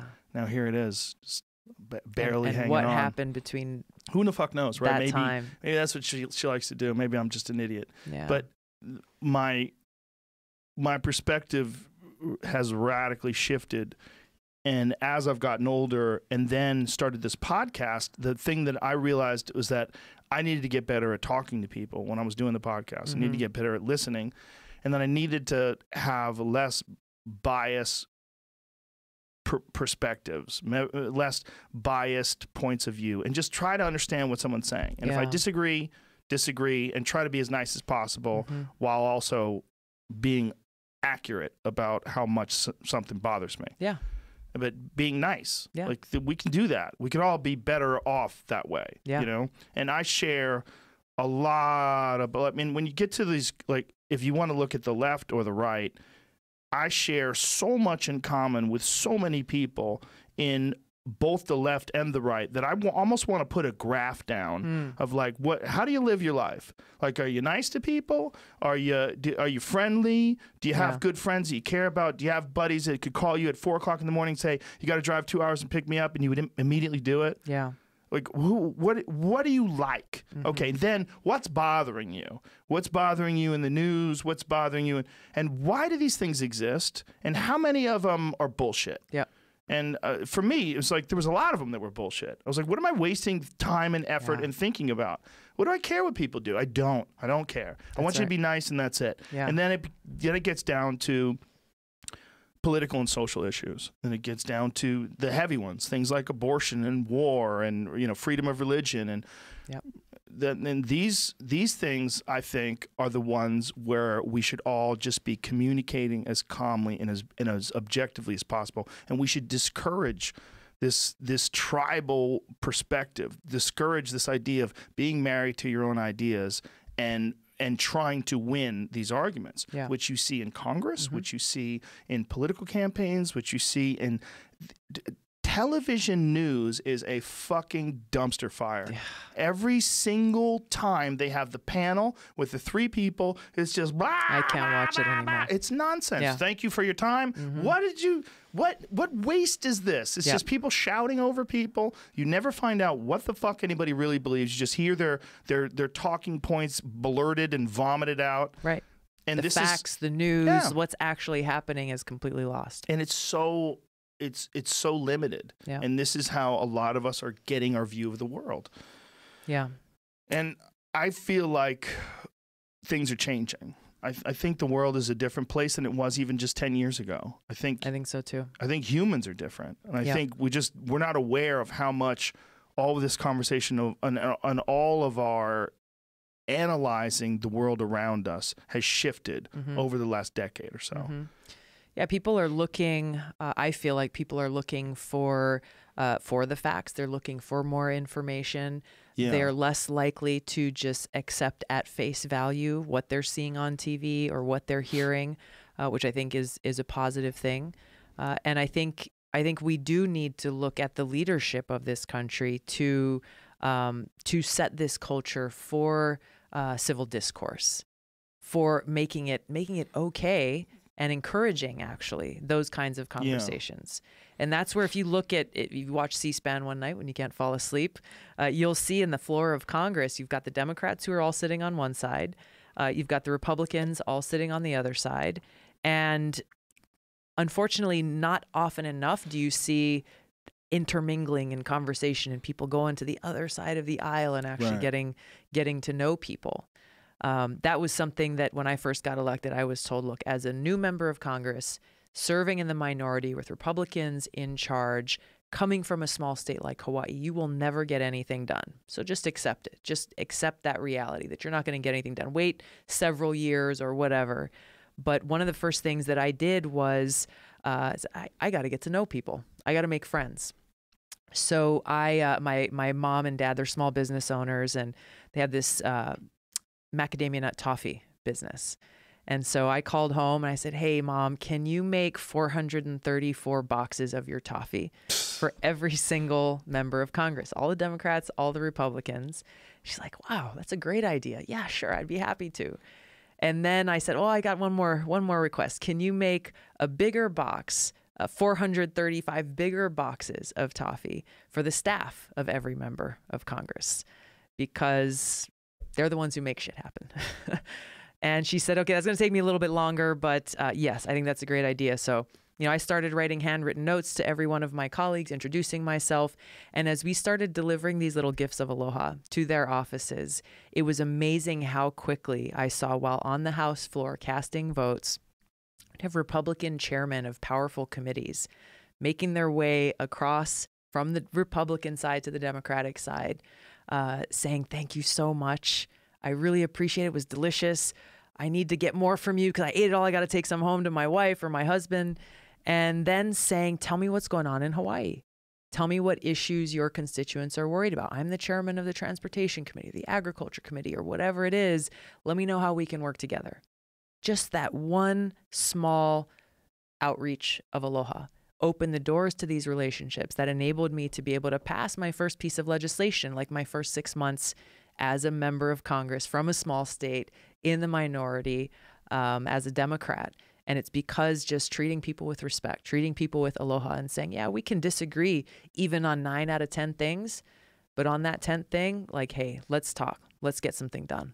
Was that eye-opening for you? And did you, at that moment in time, realize, like, hey, I not only can I make an impact here, I can do this the way I want to do it. Yes. Like, I can be a kind person and reach out and Yeah. and I don't have to listen to these people that are entrenched. Exactly. It directly disproved what we were told in those first days as new members of Congress in Washington, and further affirmed what I already knew, both from what I learned from Senator Akaka, what I knew from growing up in Hawaii with the aloha spirit, that this ability to transcend all of this superficial divisiveness, whether it be based on politics, like you said, or religion, or race, or ethnicity, or any of these other things, is what has the power to bring us together as a country. That's a beautiful thing to hear. Like It's true. That's what people want to hear. They want to hear someone who thinks that way. Yeah. And that, like, oh, we're okay. We're going to be okay. Like, we can move forward and be okay and do this like human beings, not like politicians. Yeah, exactly. There's a politician way of talking that I want you to avoid at all costs. I want you to never do this thing with your thumb. Don't do that. Because if I was talking to someone and they did that thing with their thumb, I'd be like, hey, bro, what the fuck's wrong with your hand? Right. If you didn't just have a stroke, you put your goddamn hand down. I never realized it until I started watching, like, myself give speeches on TV, that I do talk a lot with my hands. That's fine. But just don't do that thing. This one, yeah. It's just as offensive as if you just started putting up your dukes. Like, if you started, like, we're going to go out there and, like, what are you doing, man? Are you fighting people? Exactly. Like, this is a weird thing. Or worse yet, talking down. Like, this yeah. is a teacher move. Right. I feel like. This Yeah. is a teacher move. In the military, they call it the knife hand. Ah, you see, like, do they the do drill that? instructors are like, come on, private. Yeah, but get at least back in that's line. a drill instructor. Exactly. Like, you're supposed to that's listen the to point, them. right? This is a fucking public servant who's like got a Yeah. half a fist. Yeah. Like, there's no reason to ever put your hand like Yeah. that. This is not a good move. Like, unless you're trying to poke somebody in the eye. That's the Right. only reason why you should have your thumb up like that. Yeah, I don't even know where that comes from. That's a Clinton move. Clinton, I think, was the first guy to do it. Really? That was his shit. He used to do That's so that. funny. Well, what we're going to do here. He used to have this thing he would do with his thumb. Yeah. It would drive me crazy. I'd be like, this is such a bizarre thing. He doesn't want to be forceful, so Yeah. he doesn't want to have a fist, and he doesn't want to do this. So just stick one finger Yeah. out, and that de-escalates. Who was making fun of that Beto guy? What's his name? Yeah. His hand movements. He's got some wacky hand stuff that he does. You can't be named Beto. I'm sorry. It's too close to Beta. Just everyone should have told him that. You're Yeah. one vowel away from being like the most mocked thing in society when it comes to males. yeah. Can't do that. I don't even know if he's a good guy or not. Yeah. But you can't do that. You He's gotta a good change your guy. name. He's a friend of mine. Change your name, homie. Yeah. It's too late. You're gonna have No. to get plastic surgery and come back with a different social security number. It's just too close. Yeah. And don't be skateboarding. No? No. What's wrong with Unless you gotta skateboarding? know what you're doing. Does he know what he's doing, or is he just goofing around? He's a young dude. He probably knows what he's doing. It didn't look like it. Go a kickflip. Looks sloppy. I didn't see it. I don't know. Looks pretty sloppy. But it's a thing that people do. We're like, I'm one of you. Ha! Yeah. Come on, I'm one of you Yeah. guys. Come on. It's like, get out of here with that, will you? Yeah. This is, I don't know. Sometimes, like, I'll post little videos that Abraham takes with his GoPro of us out surfing. Mm-hmm. And sometimes I get that from people like, oh, like, why are you trying to pretend something? So I'm like, dude, I just love the ocean. I love surfing. I want to share this with everybody. Yeah. It's a simple thing. People are funny like that. Yeah. They don't want you to be fake. So anything. But they also don't want you to be real. Ooh, that's true too. Right. Yeah. That's true. Yeah. So it's I don't know. It's some kind of in between or something. I don't know. Well, I think there's just certain people that are malcontents. Yeah. And you're not going to, if you addressed all the people that are upset at Yeah. you all the time, you would never get anything done, right? Yeah. How are you recognizing that, though? Because you're, how old are you? 38. You're not that, you're very Yeah, I'm not that young young. in terms of, like, someone who's going to be president. Yeah. That's young when Not you're that young. 30s. Look, you're I'll young. be Did you say you're what? not that young? No, You're young. I'm not that young. You're 38 for Yeah. presidents? That's Yeah. young as shit. Well, how old was JFK when he got elected? Was he like think- 41 or yeah. 42? Older than you. Something like that. Barely. I'll be what? I'll be 40 when I'm sworn in as president. Right around there. Okay. But I like how you say when. But exactly. Confidence. Look at Donald Trump though. Right. So what, he's in his mid-70s, Right. but his maturity is of an adolescent. He's a comedian. At best. At best. He should have been a comedian. I'm telling you, the guy would have been killing it as a comic instead of a real estate developer. He's got great timing. Yeah. That's true. Yeah, he's very immature. So, but my point is maturity matters. Yes. Experience matters. And that the experience that I bring is different from any other candidate who's running for president, of serving as a soldier for 16 years, of serving in Congress on these committees of importance and national security. I've served the state legislature and the city council. And look, when you look back, we talked about our founding fathers. Most of them who crafted the Constitution and who wrote the Declaration of Independence were under the age of 40. Many under the age of 30. But people only lived to be like 40 back then. Still. We're talking about experience and maturity here. I know you're defending yourself. I fully support you. I think you could be president at 38. I really do. Yeah. I don't think it's a problem. Yeah. And at 40, for sure. You're going to be 24 years older or 24 months older. You're going to be wiser. You'll have it nailed. But we do wonder, right? Like, when has a person had enough life experience? And but then again, the question is, what is that life experience? Is it life experience, like you said, that leads you to be an immature 70-year-old, right? Or is it the life experience of someone who's served in combat and has been in Congress for 6 years, and someone who understands how this government works and has a better perspective of human beings? Yeah, it is that experience, and it's what you draw from it, and the conclusions and the judgment and the kind of leadership that you would exercise. Yeah. There were a lot of folks in 2016 who said Hillary Clinton was the most experienced candidate ever to run for president because of the jobs she had held or the experience that she had had. My problem was with her judgment and the kinds of decisions that she would make as commander-in-chief, decisions that would continue to send people like me and my brothers and sisters in uniform to continue to fight in these wasteful regime change wars that actually dishonor the oath that we all take when we volunteer to serve to protect and defend our country and the American people, and instead sending us on these missions that are counter to that promise, that undermine our national security, that undermine the great sacrifice that our troops and their families make. So it's that judgment, it's the experience and the judgment that I believe we need to look for in the next commander-in-chief. It's what I bring to the table, and it's what I challenge voters to ask the other candidates and to hold them to account on both of those fronts. Would they be ready to walk into that Oval Office on day one and to serve our country as commander-in-chief? One of the messages that Trump was very successful in getting out was that he wanted to drain the swamp, that we all realize that there's just this tangled web of bureaucracy. Yeah.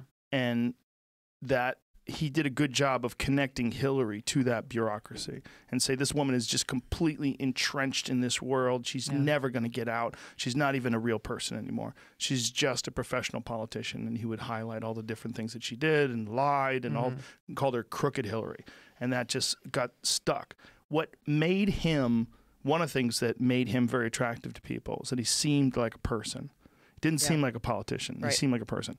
How do you avoid communicating like a politician when you're doing this in mass, when you're communicating with giant groups of people, when you're having these big speeches in these big places? How do you do it without being, how do you do it and still let people know you're just a person? Because that's, I think, what people are longing for, and what they don't see in many candidates. You see this act, like, oh, he's pretty good at his act, but I see the act. I don't see a person. Being myself, speaking the truth, and standing up for what I believe in and why I'm offering to serve our country. I think there's no other way to do it, because if I start like, okay, how am I going to convey myself as a real person? The only way to do that is to actually be a real person and who's speaking truthfully and honestly and respecting the American people and the responsibility that I'm asking them to bestow upon me, that mission that I'm asking them to charge me with. Does this, you've said you've always been drawn to service. Does this seem like a calling to you? Like, what does this feel like to you? This idea that you are going to be the commander-in-chief of the greatest army the world has ever known, the leader of the free world, in a sense. Yeah. What does that seem like to you? The grave responsibility that job carries, and the seriousness with which I would bring my experience and my judgment to fulfilling that job. This is, I think, one of the problems that we have too often in our politics is that self-serving politicians are more interested in keeping their job or in getting the next job or, in lining their pockets, getting ready for the afterlife or whatever when they leave their political office, that somehow is defining of who they are, rather than recognizing that to be able to serve the people is a great honor and it's tremendous responsibility. And that's how I approach serving in, the local, the state level and at Congress, and how I approach being able to serve the American people as president and commander-in-chief. It is a grave responsibility. And I will never forget for a single moment who I serve and who I work for. What is your take on WikiLeaks and Julian Assange? What happened with his arrest and all this stuff that just went down, I think poses a great threat to our freedom of the press and to our freedom of speech. We look at what happened under the previous administration, under Obama. They were trying to find ways to go after Assange and WikiLeaks, but ultimately they chose not to seek to extradite him or charge him because they recognized what a slippery slope that begins when you have a government in a position to levy criminal charges and consequences against someone who's publishing information or saying things that the government doesn't want you to say. The government doesn't, sharing information the government doesn't want you to share. And so the fact that the Trump administration has chosen to ignore that fact, to ignore how important it is that we uphold our freedoms, freedom of the press and freedom of speech, and go after him, it has a very chilling effect on both journalists and publishers. And you can look to both those in the traditional media, but also those in new media, and also on every one of us as American. It was a kind of a warning call saying, look what happened to this guy. It could happen to you. It could happen to any one of us. Well, it's very transparent, too, because there's no real compelling crime for them to be going after him the way they are. There's not one thing that stands out, and the latest one is hacking. And well, it's not even hacking. It's conspiracy. They're conspiracy charges. It doesn't make any sense that they would spend that much time going after that guy for those charges. Yeah. It's obvious and very transparent that there's another ulterior motive. Yeah. That ulterior motive is that he leaked a bunch of things that were incredibly embarrassing. That's right. And not only that, but I think it was Secretary Pompeo, Secretary of State, who said that they wanted to designate WikiLeaks and Assange as a foreign intelligence agency. So once you do that, then you're talking about a whole different category. So they're pushing out information once again that the government didn't want pushed out. And if the government then says, oh, well, now we're going to reclassify you as a foreign intelligence agency, then there's a whole different set of rules of engagement that apply there. Then you're no longer protected under, the freedoms that we hold dear, the freedom of the press. It's just such a disgusting way of framing things. Like, he's not a foreign intelligence agent. Yeah. He's a guy that got information and released it to the general public that the government wanted to keep private. It's really that simple. Yeah. Edward Snowden. Yeah. What is your similar situation? Similar situation. I don't think we. I remember the very day that I woke up in D.C., looked at my phone, started looking through the headlines, and saw those headlines about how the NSA was mass surveilling all of us and collecting our phone records, collecting our cell phone records, and Verizon, AT&T, T-Mobile, and I was shocked. So that was something that Snowden uncovered and released, something that I don't know that even as members of Congress we would have been aware of. So now that we were aware of it, then hey, we can take action to close those loopholes, to change those policies, to protect our civil liberties, to protect our Fourth Amendment constitutional rights as Americans. But was the NSA going to disclose that information voluntarily on their own? Absolutely not. Absolutely no, we would not. have had no idea. No. We would have had suspicions, but then again, we'd have tinfoil hats on. And there was a gentleman who left the NSA very early on. Hill, was that his last name? But he was one of the first ones to discuss this. This is post 9/11 when they first started doing it. But Snowden was the guy that really made it abundantly clear to everybody that not only are they doing that, but they're also lying about it. And even Obama was talking, we're just collecting metadata. Yeah. Like, metadata? Like, no, you're not. Yeah. You're reading messages. You could do anything. Exactly. Like, this is just not an accurate assessment of what was going on. No. And it was outrageous to people. And you had, I think he was the director of the Department of National Intelligence at that time, James Clapper, who sat before a committee in the United States Senate and blatantly lied. Yeah. He was asked very directly, are you collecting this information? And he said no. Yeah. Are you collecting this information on American citizens? And he said no. And yet he's somebody who you see on TV almost every day as an expert in this country without any consequence, lying to the American people. And I think that if you polled the American people and you asked us to vote on it, I think it would be a gigantic landslide victory for Edward Snowden to be exonerated and brought back to the United States. Yeah. They've got this guy, he's in Russia now hiding. Yeah. Like, it's crazy that he lives over there and he can't leave. And if he does come over here, they're immediately going to lock him up. Yeah. What would you do as president?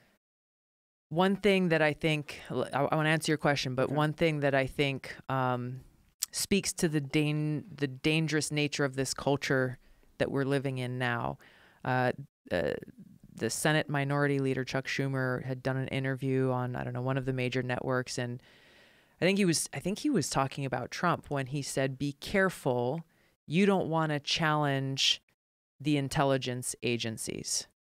Basically putting out that threat. I don't know if you can pull that exact quote up, but I was shocked when I heard him say that, because it basically makes out that these intelligence agencies are their own separate branch of government, and that if any one of us as Americans or elected leaders in this country dares to challenge or exercise oversight over them, then we will suffer the consequences.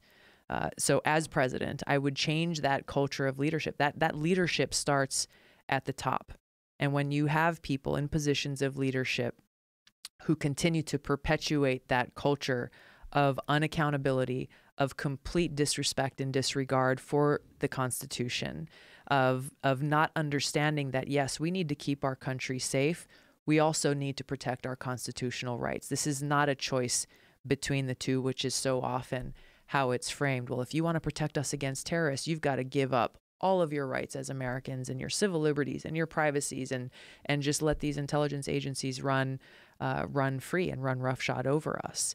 And so that's the kind of change in leadership that I'll bring. There's a whole host of policies that we can look at. For example, with the Patriot Act. The Patriot Act is up for reauthorization in Congress this year. There have been different sections of it that we have worked to try to change and reform to make it so that agencies like the NSA cannot collect our private information as Americans without a warrant. But there is far more that has to be done to undo the damage that we've already seen, the abuse of our rights and privacies that we've already seen. Did you ever listen to that Kennedy speech about secret societies? Mm-mm. Kennedy had a fantastic speech before he was assassinated, where he was discussing this very thing. And he apparently had notions of disbanding the CIA. And he was very concerned with the power of people like J. Edgar Hoover. Of course. And that this was all happening while he was president, and he felt like there were people that were involved in these secret societies and these secret meetings, and that there was a lot of conspiracy going on. And he thought that the very idea was repugnant. It's a fantastic speech. It's called The President and the Press is what it's like. It's got a title. It's a fantastic speech. I'll check it out. But this has always been the real concern that people have, that when you give someone the ability to surveil the general population. When you give some, they're going to use some of that information to aid in their allies and to work against their enemies. Yeah. That is, I mean, it's a valid concern. Yes. And I mean, this is what, unfortunately, we've already seen. This is what has been revealed by some of that information that was released by Snowden, and how, for example, the FISA court, as we have it now, is a secret court that has been abused for that purpose, allowing for that surveillance of Americans, violating our civil liberties and privacies. And that's something that we've got to fix, that whole FISA court from top to bottom, and how the different judges are appointed. That to people? It's basically it's a secret court that was appointed, I believe, or created back in the 70s, with the initial objective of providing oversight over the executive branch mass surveillance that was happening at that time, or illegal surveillance that was happening at that time. Unfortunately, especially since 9/11, now you have this FISA court that is both used to approve surveillance and surveillance programs on foreign targets, but also on Americans as well. One of the many problems with this is it's a secret court where you have a judge and you have someone representing the government, whether it be one of the intel agencies or the DOD or whatever, coming before this court and making their case to try to get this warrant approved by the judge. There is no advocate there for the people. There is no civil liberties or privacy advocate there. It's a one-sided conversation. And the information being provided by the government is the only information that's being given to the judge. So this is one of the big problems there. And we've seen over decades now, and especially since after 9/11, that there have been very, very, very few applications for these surveillance warrants that have been rejected by the judges. So, you know, a rubber stamping of these applications for warrants is really what appears to be happening. You know, there's a few different ways that we're looking at trying to fix this. There are some who are arguing to take away the FISA court completely. One of the concerns about that is that if we do that, then there has to be some other entity in place to exercise oversight over the executive branch and not allow them to conduct this surveillance, you know, willy-nilly as they please. So it's figuring out exactly what are the best reforms to meet that objective of providing that oversight, making it so that those warrants are given, you know, as needed, and making sure that all the information is being presented. And again, that FISA court was initially put in place to go after to get warrants to conduct surveillance on foreign targets, not Americans. And that's been one of the biggest problems here with a lot of this mass surveillance is it's collecting our information as Americans illegally and unconstitutionally, because you can't do that unless you go through this process and you actually get a warrant based on evidence. What would you do about Julian Assange? What would you do about Edward Snowden? As far as what would you do once dropping the charges? If you're president of the world right now, what do you do? Dropping the charges. You drop the charges, but they're still going after him for something from Sweden in Julian Assange's case. Yeah. And so Edward Snowden would be the only one that you would be able to, right? Because unless you would influence... Well, the charges that the Trump administration is... putting on Julian Assange. Right, exactly. Yeah. And it remains to be seen whether or not they will push for extradition. There's another charge that was, I think it was today, Sweden decided to go after him again for some sexual thing that they had decided to go after him many, many years ago.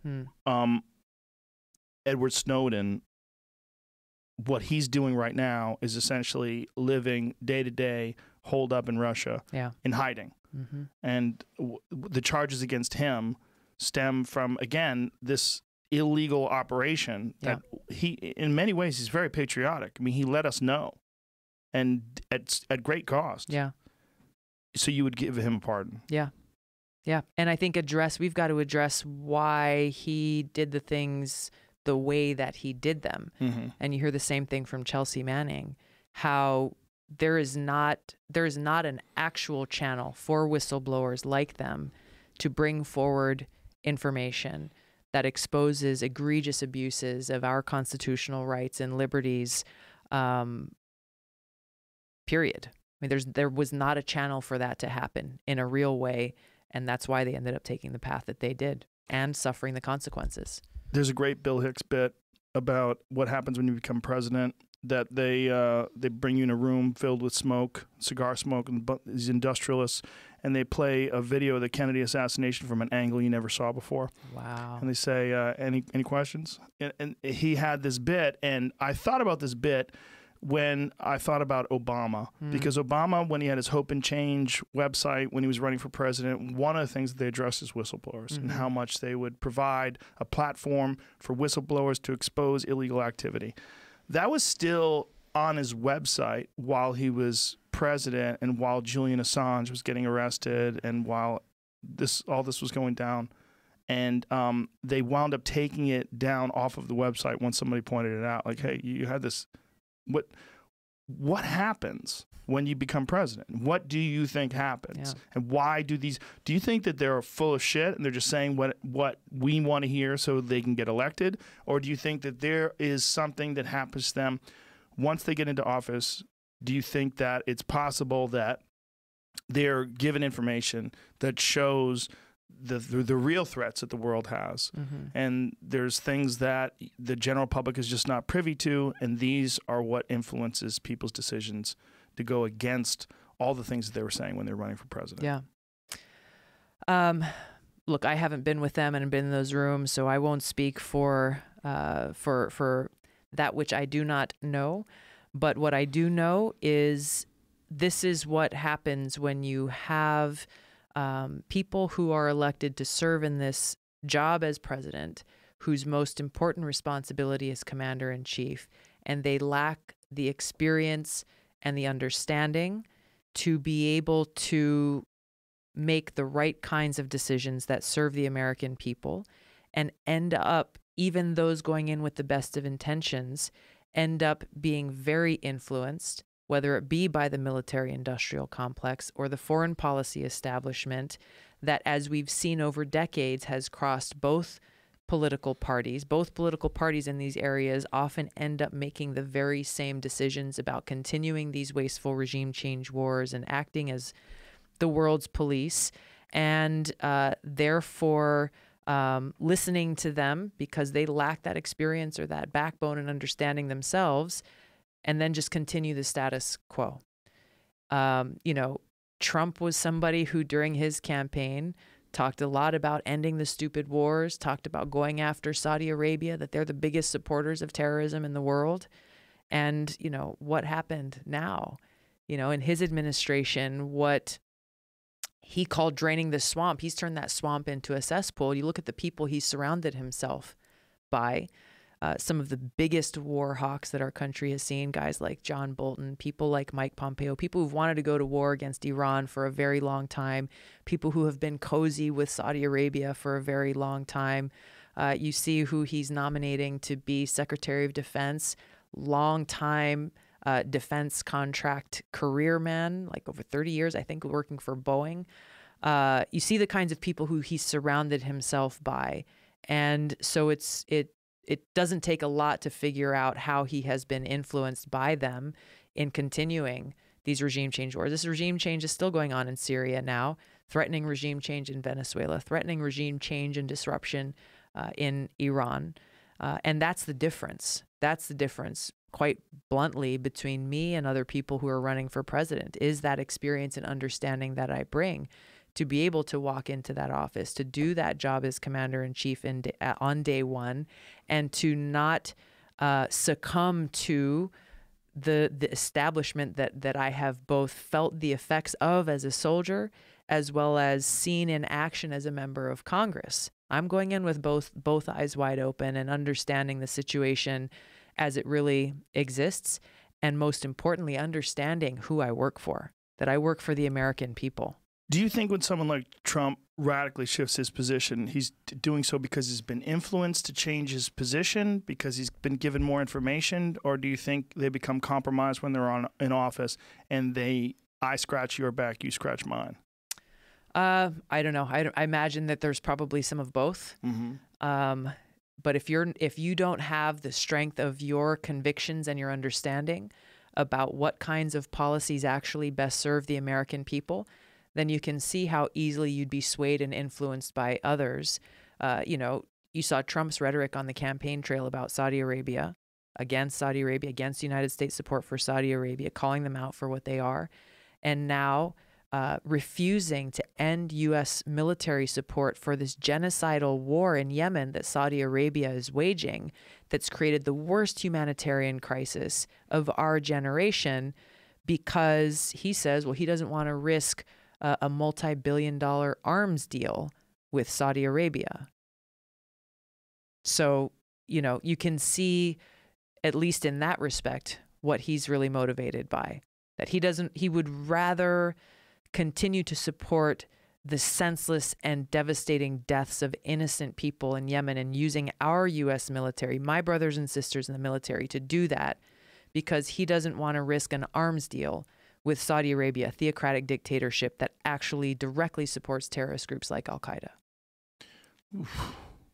It's hard for people to imagine that that's the case, that it's an arms deal, and they want to make sure that this deal goes through and that it continues to be financially productive for both nations.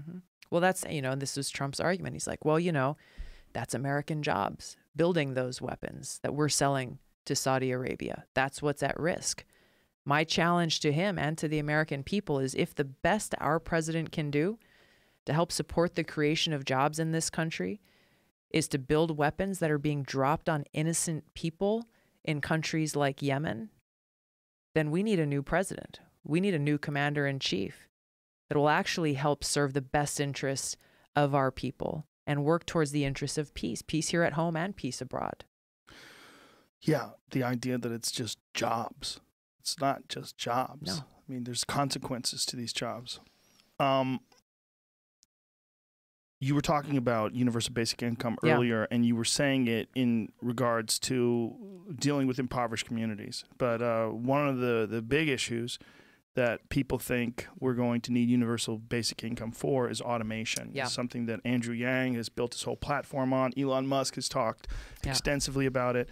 We are in a situation where there was an article today about Amazon using these I forget exactly how they described it, but essentially robots that are packaging things, and automation is going to start taking over many non-skilled jobs. Yeah. And this is true with the travel industry, with trucking, with moving things, shipping, that we are going to see less and less of these unskilled jobs, and we're going to see millions of people out of work, and that universal basic income may be the only way to bridge that gap between them finding some sort of viable new source of income. Yeah. I think that's certainly part of it. I think that's it's a strong argument. We got to figure out how we pay for it and how it actually, achieves that intended objective, but also look at making those kinds of investments in how do you train a whole new workforce and in what new areas. So, you're taking people who are working in really tough labor jobs. You hear all these stories about people who are working at Amazon, very long hours, very stringent timelines. And so if they're now being replaced by automation or robots or whatever it is, let's look at our economy and see how we can, help train folks for jobs that pay more money, and hopefully help offer a better quality of life. And I think that's overall, when we look at this, I think that's the way that we should be addressing this, is not just a job is a job is a job is a job, but really looking at the quality of life of people in this country, that a job does not equal happiness or fulfillment, but really looking at, parents who have a child and who want to be able to spend some time at home raising that child, or, someone who wants to start a small business and work out of their home to be able to hang out with their kids more, or whatever the case may be. I think as we look at this and how we make this transition in a positive way in this country, we've got to look at it from this comprehensive approach. Yeah, the idea of these people that are working in these fulfillment centers being happy seems pretty ridiculous. Yeah. They're not happy they have those jobs. Those people are in back-breaking, incredibly stressful positions where if you read the reports, I mean, I don't know how accurate their reports of what the job is like, but they literally run from one place to another. They're timed. Yeah. And they have Bathroom breaks or time limits. Yeah. Yeah. This part of the problem with the idea that companies are supposed to constantly make more and more money. Yeah. As you get ruthlessly competitive people looking at the bottom line in every single aspect of that business. And one of the things that suffers is human satisfaction. And their sacrifice has to be greater because they have to find a way to justify their position in the company. Yeah. And so they get paid very little. They work very hard. Yeah. And now meanwhile, they're with getting replaced by a robots. company like Amazon not only paying no taxes, I think this is for the third year in a row, and also getting, I think this last year was over $125 million tax credit. That sounds on top hilarious.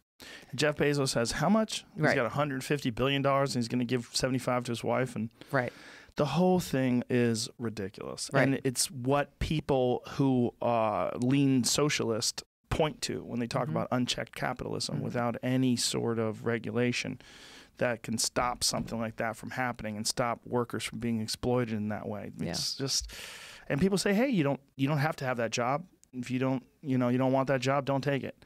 But no one should have to have that job. How about that? Yeah. How about if there's a job that makes you have timed bathroom breaks and run from one place to another, you should get paid a fuckload of money for that job. That job should be something that it sucks all day long. But dude, I make $5,000 a week, and people are like, what? Yeah, man, 8 hours a day, 5,000. You got to run. Yeah. But when at the end of you save up your money, man. You're making a lot of money that way. Yeah. People would go, oh, okay. Yeah. And Amazon would still make a shitload of money. Yeah. If they did it that way, but. Those are people barely making. I mean, they're barely making minimum wage. It's crazy. Yeah. I mean, so that's where I think and look, this automation really changing our economy is something that I think we're behind the curveball on because it's already happening. But let's try to see the opportunity in that, where if robots are going to start taking over those back-breaking jobs, then let's try to find new and innovative ways for people to work and to earn a living that's actually bringing value to them. That sounds awesome on paper. Yeah. But how would one ever do that? That's what we've got to work out. Right. And it's not, I'm not saying like, hey, there's a government solution to this and snap your fingers and it's all done. No, I mean, the government has a role, a private sector, private business has a role. And we've got to work together because this is all of our futures. Have you imagined any potential, any possibility, any potential solution? Well, I think there's pieces of it, right? I mean, it's making sure that we close these loopholes, that tax loopholes that allow companies like Amazon to get away with paying no taxes and to get this much money back as a tax credit. How do they do that? Oh gosh, I mean, our tax code is so complicated. It has to do with the write-offs and how many years and depreciation and all of these different things that they plan for and they exploit in order to pay no taxes and to get money back in return. It's just so weaselly. It is. And it's this crony capitalism that's really at the heart of this problem. How do they get that kind of sweet deal? Yeah. When you look at the tax code that's written, when you look at the tax bills that are passed, who are the people who are helping influence and write those bills? They're the big paid lobbyists that Amazon has in Washington who are saying, hey, this is something that we want to see in there, and working with lawmakers who they're cozy with to get that legislation in there. Well, this is one of the things that has come out about Trump over the last week or two, is that he lost $1 billion over the course of X amount of years. And that this is not really accurate, but that this is how he said, didn't he say that was for tax purposes? He basically did. He basically said it's sport, is what he said. His description was that it's sport. Wow. So essentially, he was playing within the rules. No one's accusing him of doing anything illegal. But the way he framed his taxes, the way it turned out to be more than $1 billion worth of losses over a period of something like a decade. Yeah. And, people are like, what the hell is that? And he's like, look, that's what I was trying to tell you. He was basically trying to say, look, this is something that I was telling you people about when I was running for president, that the system is rigged. I know because it was a part of the rigged system, and I paid these people off. Yeah. It is rigged. But how could you get in without getting assassinated? How do you get in and say, hey, all you billionaires that are making all this money, you're going to make less money now because of Tulsi. President Tulsi is coming in. There's a new sheriff in town. Yeah. Sheriff with an army of people in this country mobilizing, saying this government was put in place to serve us, to serve the people. And as much money and high-paid lobbyists as these guys have, ultimately it is the people of this country who cast the votes. And it's ultimately the people in this country who have the power if we choose to use it, if we choose to make sure that our voices are heard. And that is the way that we make this change. So would you have to simplify the tax code? Would you have to make things heavily simplify the tax code? And, I'm working with my team. We're doing our research to figure out exactly what that would look like. But I think we do have to simplify the tax code because it is so many of these loopholes and massive corporate deductions that have brought us to the place where we are today, where, most folks are not getting any kind of meaningful deduction. Most folks certainly are not getting the kinds of tax breaks that these corporations are getting because it's these corporations are influencing how our tax laws are written. And it's written to benefit them, the ultra rich and the 1%. And, people who are working very hard every single day are struggling. They're still struggling just to get by. What kind of dirty tricks do you think they will pull out against you if you try to fix the tax code and try to make corporations accountable and make sure that they have to pay? If they're coming after you now and you're just making waves and getting ready for 2020, I mean, it could be pretty gross. Yeah. Yeah. But I don't underestimate the power of people. That's what I tell them, and they've been playing these dirty tricks for a long time. There is more and more people, I think, in this country who are paying attention and who are calling them out on it. Don't underestimate the power of the people. You know what I think, too? I think it'd be better for them. Like Jeff Bezos, you're fucking people over not paying taxes, bro. You have so much money. And I'm sure he pays taxes. I don't know what he pays. But, the idea that Amazon's figured out how to weasel that out, that's preposterous. You hear stuff like, Warren Buffett talks about this, about he pays a lower tax rate than his secretary, right? It's a famous line. How is that? Because he's figured out all of these holes within the tax system that he can benefit from to pay lower taxes when most people don't have that ability. And as a business person who's also fairly ethical, you have to be perplexed. Like what do I do here? Do I just do the right thing and give more money to charity and balance it out? Or do I just take these cuts where they are and let everybody know, hey, look how much money I pay. It's not a lot. This is how broken the system is. This shit's whack. Yeah. Ultimately what you're saying, as business owners, whether it's small business owners or these large corporations, it is these large multinational corporations that are exploiting the system and exploiting the people and represent the worst of these crony capitalist policies. And so when I talk about changing this culture of leadership at the top, it's bringing these values of service above self. This has to happen within our government, but we as a society need to encourage ourselves, bringing these values of service above self to our businesses, to every sector of our community. Because just because you run a business and you make a profit doesn't mean that you can't be a servant leader and to think about, hey, how can I make a positive impact? Yes, for my employees and for their families, but on society, on our community, on our environment. And I think for the people that are running these corporations, there would be real value in appreciating the fact that we're all in this together. Yeah. And you're not going to live that long. You just don't have that much time. Nobody does. You got 100 years if you're lucky.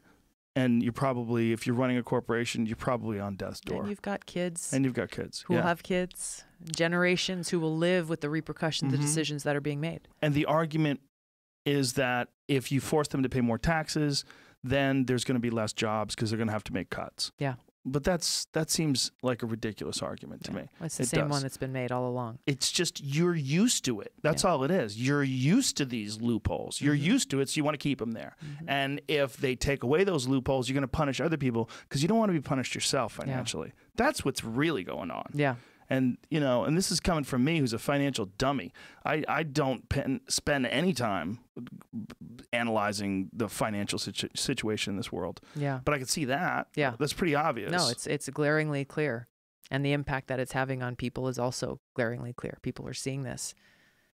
And when automation really kicks into focus in, however X many years, when millions and millions of jobs go away, we're going to be confronted with this new world. And this is what a lot of people are very concerned with when they talk about the next couple of decades. Yeah. They're very concerned with automation, and they're very concerned with artificial intelligence. Artificial intelligence, and that it's not just going to take away skilled or unskilled labor, but it's also going to take skilled labor away. There's going to be no one answering phones anymore. It's all going to be computers. They're very close to being able to do that right now, where a computer will have a legitimate conversation with you, and you don't even know that you're talking to a computer. It's crazy. It's crazy.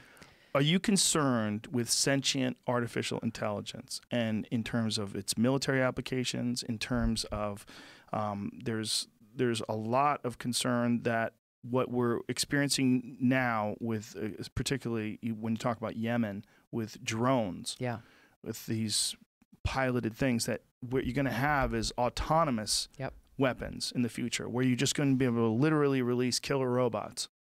I'm very concerned about artificial intelligence and how quickly this technology is evolving with very little oversight or even understanding at the highest levels of our government about both what the opportunities are that it presents and also the very real dangers of this technology being weaponized and how quickly that could spiral out of control.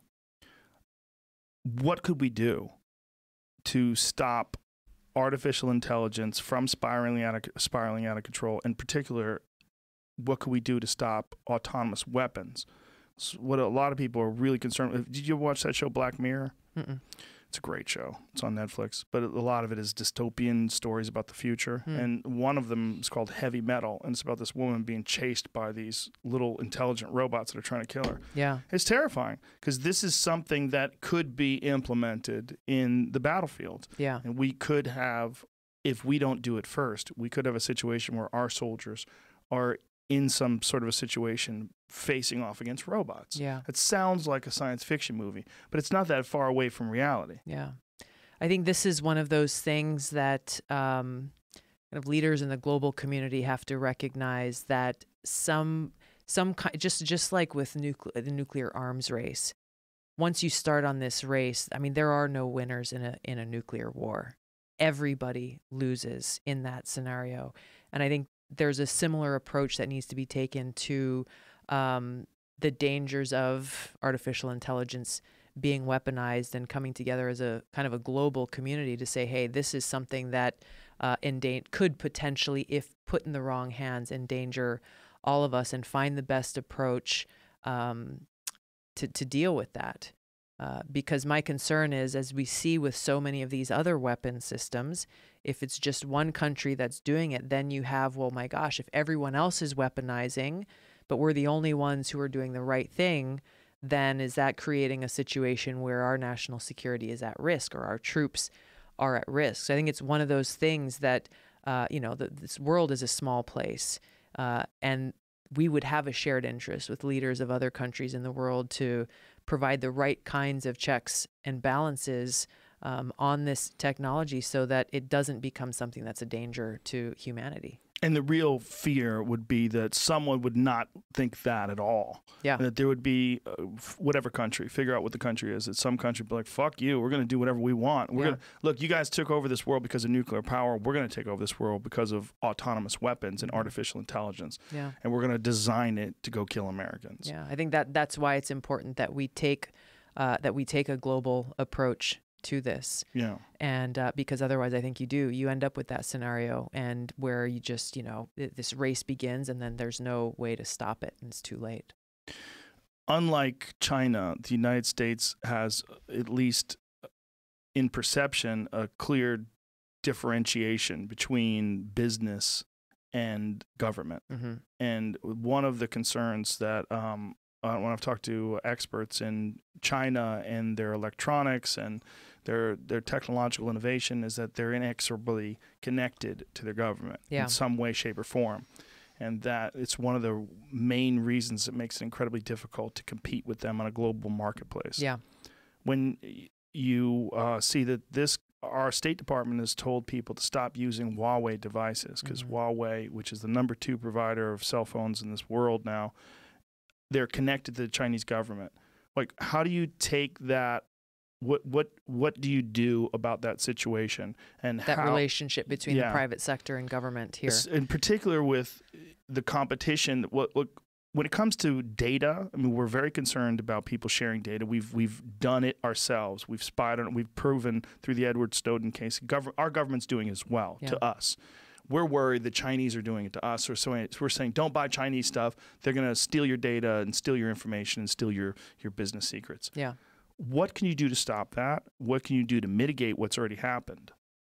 Ultimately, you can't stop every single individual with what they're purchasing. I think that, you can regulate what is sold here in the United States. I think there's a role that government can play, especially as we're talking about artificial intelligence and that kind of technology. Again, first in understanding it and then being that responsible party to make sure that what is being developed is not something that's going to result in these unintended negative consequences. So obviously our government doesn't have ownership over private business in this country, but we still do have sensible regulations and a responsibility that government has to play in regulating what businesses can and can't do. What's interesting to me is this competition aspect between dealing with essentially just the private sector here in America versus the private sector in China that's combined inexorably with the military and that they have much more influence over what gets done and how things get done. What did you pay attention at all to the State Department's call for a boycott of Huawei products? What did you think about that? Well, I understood it. I think there is a concern about that technology being used to get our information. So that can be enforced within the federal government, right? So if the State Department is saying, hey, the federal government is not going to purchase any Huawei-produced products or cell phones or whatever the technology is, and encourage other people in the private sector to do the same. What people are worried about over here is that what they're trying to do is stifle the development of this gigantic company. And that what they're trying Huawei. Of Huawei. Because Huawei went from having a tiny share of the marketplace about 5 years ago to being the #2 cell phone provider in the world next to Samsung. They just surpassed Apple. And that this is a Chinese company, and that because this Chinese company is connected to the Chinese government, the worry is that they're making ungodly sums of money, and it's enhancing the Chinese government's ability to perform surveillance or just to compete, just financially compete on a global scale. And tech nerds seem to be siding with Huawei, which is interesting to me. I've read a lot of tech blogs from people that are experts, and they say that there's no evidence that these cell phones have anything in them or are doing anything, but that there has been some evidence of network devices. And some of these network devices do have some sort of a third-party input or some ability, some ability to extract information that shouldn't be there. That's interesting. Yeah, it's like when you're dealing with a situation where you're competing with a country that also controls these companies that are the biggest cell phone and electronics providers on the planet. Yeah. Like, how do you handle that? Like, what is diplomacy with China like? Well, we can see what's happening right now with Trump. It's not working very well. Yeah. This trade war that frankly President Trump is escalating, I think, is really, really dangerous. It's having a negative impact on domestic producers, manufacturers, farmers. A friend of mine is a small business owner, and he saw the news this morning about China retaliating with Trump's escalation, I think with another increase of their tariffs, and how he's thinking like, my gosh, that's going to impact my small business. I've got, I don't know, probably less than 15 employees, and trying to figure out how that's going to impact the pricing and production, manufacturing, and everything, every step of the way. What's so dangerous about what Trump is doing with this trade war that he's escalating is that these trade and economic wars can very easily turn into a hot war. And we're talking about a nuclear-armed country in China. So while there are trade differences and issues that we've got to address with China and issues with intellectual property and other things, the way that Trump is going about this, I believe, is very irresponsible and dangerous, creating a huge amount of uncertainty for American businesses while increasing tensions with one of the biggest nuclear powers in the world. That's a scary thought. It is. And Do the you really ramifications think that it's possible of this, that could lead to a nuclear war, that this trade war could lead to something military? Yes. Yes. What is Trump's argument? His argument essentially is that China has been treating us unfairly, and that the rates that we're getting, they're not even. Yeah, I mean, Trump is recognizing a problem that exists. That trade imbalance with China is a real issue. Why does that trade imbalance exist? Well, I mean, you can point to probably a whole host of issues in trade policy. I don't think it's any one single incident that has created that imbalance, and that, you know, I'm in Iowa a lot these days, and a lot of farmers have been struggling with that, and would like to see it fixed. A lot in the tech community would like to see these issues fixed, especially related to intellectual property.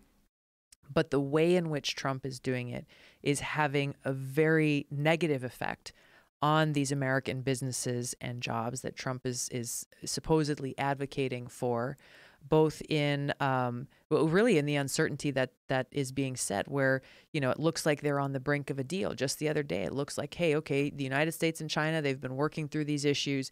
They're on the brink of a deal. And all of a sudden, Trump sends out a tweet saying, nope, we're going to increase these tariffs from 10% to 25%. And now China is left like, okay, I thought we were close to working things out, and now left in a situation where they have no other recourse but to retaliate, as they did this morning. So you can see quickly how this thing is spiraling so out of control and increasing these tensions between our two countries, not being done in a way that to me is strategic, providing us with the certainty of that path forward to reach a specific objective of correcting this trade imbalance, which is how this whole thing began. Why do you think he's doing that? Why would he make a tweet like that? It's hard to explain, because it doesn't make sense. It doesn't actually serve us and our interests of our economic interests of meeting that objective. I don't know if he thinks this is part of his masterful, you know, negotiation skills, but it's got a very dangerous effect. And the fact that we have nuclear strategists in this country who remind us that we are at a greater risk of nuclear war now than ever before, it's because of these kinds of things that are increasing tensions between the United States and China, other things that are increasing the tensions between the United States and Russia, you know, a country where we still have nuclear missiles pointed at each other that can be set off at a moment's notice, literally leaving us as people with just minutes before a nuclear holocaust, a nuclear disaster, nuclear war. And you really think that this could be set off by these financial negotiations and by Trump saying something like that and just changing his offer in a tweet? If you threaten a country's economy and their economic security, where does that logically lead? You threaten their ability to provide for their people. You threaten their ability to provide that stable environment, which China, so much of what they do is just like, hey, they look for that stability. What else? What other recourse is there other than the threat of military force? And in this case, when you're dealing with two nuclear-armed countries, this is what's at risk. And it's something, you know, it's hard for a lot of people to conceive of, like, okay, my gosh, nuclear war, really? I mean, this is something that, you know, back during the Cold War with the you know, kids going under their desk, these drills, and you know, okay, where do you go find a bunker? But this is something that's a reality that we're facing today. And it's something that, we in Hawaii in January of last year went through with that missile alert. Yeah, that was that crazy. It was terrifying. A fake missile alert, nuclear weapons on its way. Right. Missile inbound towards Hawaii. Seek immediate shelter. This is not a drill. That was the message that was blasted out to over 1 million phones all across our state, on the radio, scrolling across the television, and people immediately like, seek immediate shelter. Okay, where do I go? Where do I take my kids? Where do I take my family? You had college kids sprinting across campus at the University of Hawaii trying to find shelter. It says seek immediate shelter. But the sick insanity of all of this is that there is no shelter. There is no shelter. There Anywhere. are no nuclear bunkers, No. which really, and for people in this administration and politicians who are ratcheting up these tensions with these nuclear armed countries, bringing us to this new Cold War, they are not saying, okay, well, because we're doing this, we're going to invest not just trillions, but hundreds or thousands of trillions of dollars to make sure that every single American in this country has a nuclear bunker within 10 minutes of their home or their place of work or their school.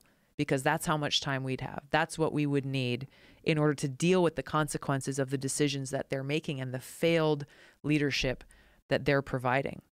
And so this is an issue that I'm raising awareness about because of what's at risk. This is the greatest threat that we face. And it requires strong leadership to walk us away from this brink of nuclear war, to be able to work with other countries based on cooperation rather than conflict, de-escalate these tensions, work out our differences, and walk us back from the brink. Stop this nuclear arms race that's making us and the world less safe. The last thing I wanted to ask you about was the opioid crisis. Yes. And what are your thoughts on it? This is an epidemic that is continuing to ravage the country, and we are not doing enough. Our government is not doing enough right now to solve it. And I point to one very simple thing that could drastically help those who are dealing with opioid addiction and trying to walk down that path towards recovery, and that is ending the federal prohibition on marijuana. There has been a correlation in states that have legalized either medical use or adult use of cannabis, a direct correlation in a reduction of opioid addiction as well as opioid-related deaths. This is one thing that Congress can do now to help make progress in dealing with this opioid epidemic. Another thing, we've got to put a lot more resources towards treatment and on all of the things that need to happen after that detox, that initial detox, with folks who are dealing with opioid addiction and have lost everything in their lives, then are at the place where, okay, well, if they have gotten through that detox, now they've got no place to live, they've got no place to work, they've got no money, and to be able to provide that helping hand up as they start to put back the pieces of their life is something that we as a society need to do better at. And the third thing I'll say is we've got to go after the culprits responsible for this. When you look at companies like Purdue Pharma, who have intentionally deceived and lied and cheated the American people into taking these opioids, saying, no, they're not risky, they're not dangerous, don't worry about it, these highly addictive opioids, creating this situation that we're in, they are still not being held accountable in the way that they need to. This I think it's the Sackler family, has made tons of money off of selling these opioids that have ruined and devastated people's lives. Our legislation, the Opioid Accountability Act, we introduced in the last Congress, we're going to be introducing again soon, would provide our federal prosecutors with the tools they need to hold companies like Purdue Pharma and others responsible for this proliferation of opioids criminally accountable. And another thing that baffles me is this constant changing of the dosage, this fentanyl and this new thing that's even more powerful than fentanyl. The fact that they're developing these incredibly potent opioids. Which the FDA has approved. Like, I don't understand. Right. I don't understand, why do you need them? Like, right. What are they for? They're toxic, they're fatal in incredibly small doses. Yeah. And it's not like we don't already have OxyContin, codeine. We have all these pain medications. Yeah. Like, why are they insisting on letting these companies patent these superior and even more lethal versions of something we already have a problem with? That's exactly right. It makes no sense. And I think it speaks to the huge influence that these pharmaceutical companies have over regulators and lawmakers both. So much of this comes back to money, Joe. You say all the right things. I love talking to you. It's great to be here. Wish you all the best. Thank you. This is, it's we live in a crazy time, and you're a breath of fresh air. So thank you. I appreciate you, and I wish you well. Thank you so much. Good luck to you. Appreciate it. All right, folks. On the road. Good luck. Take care.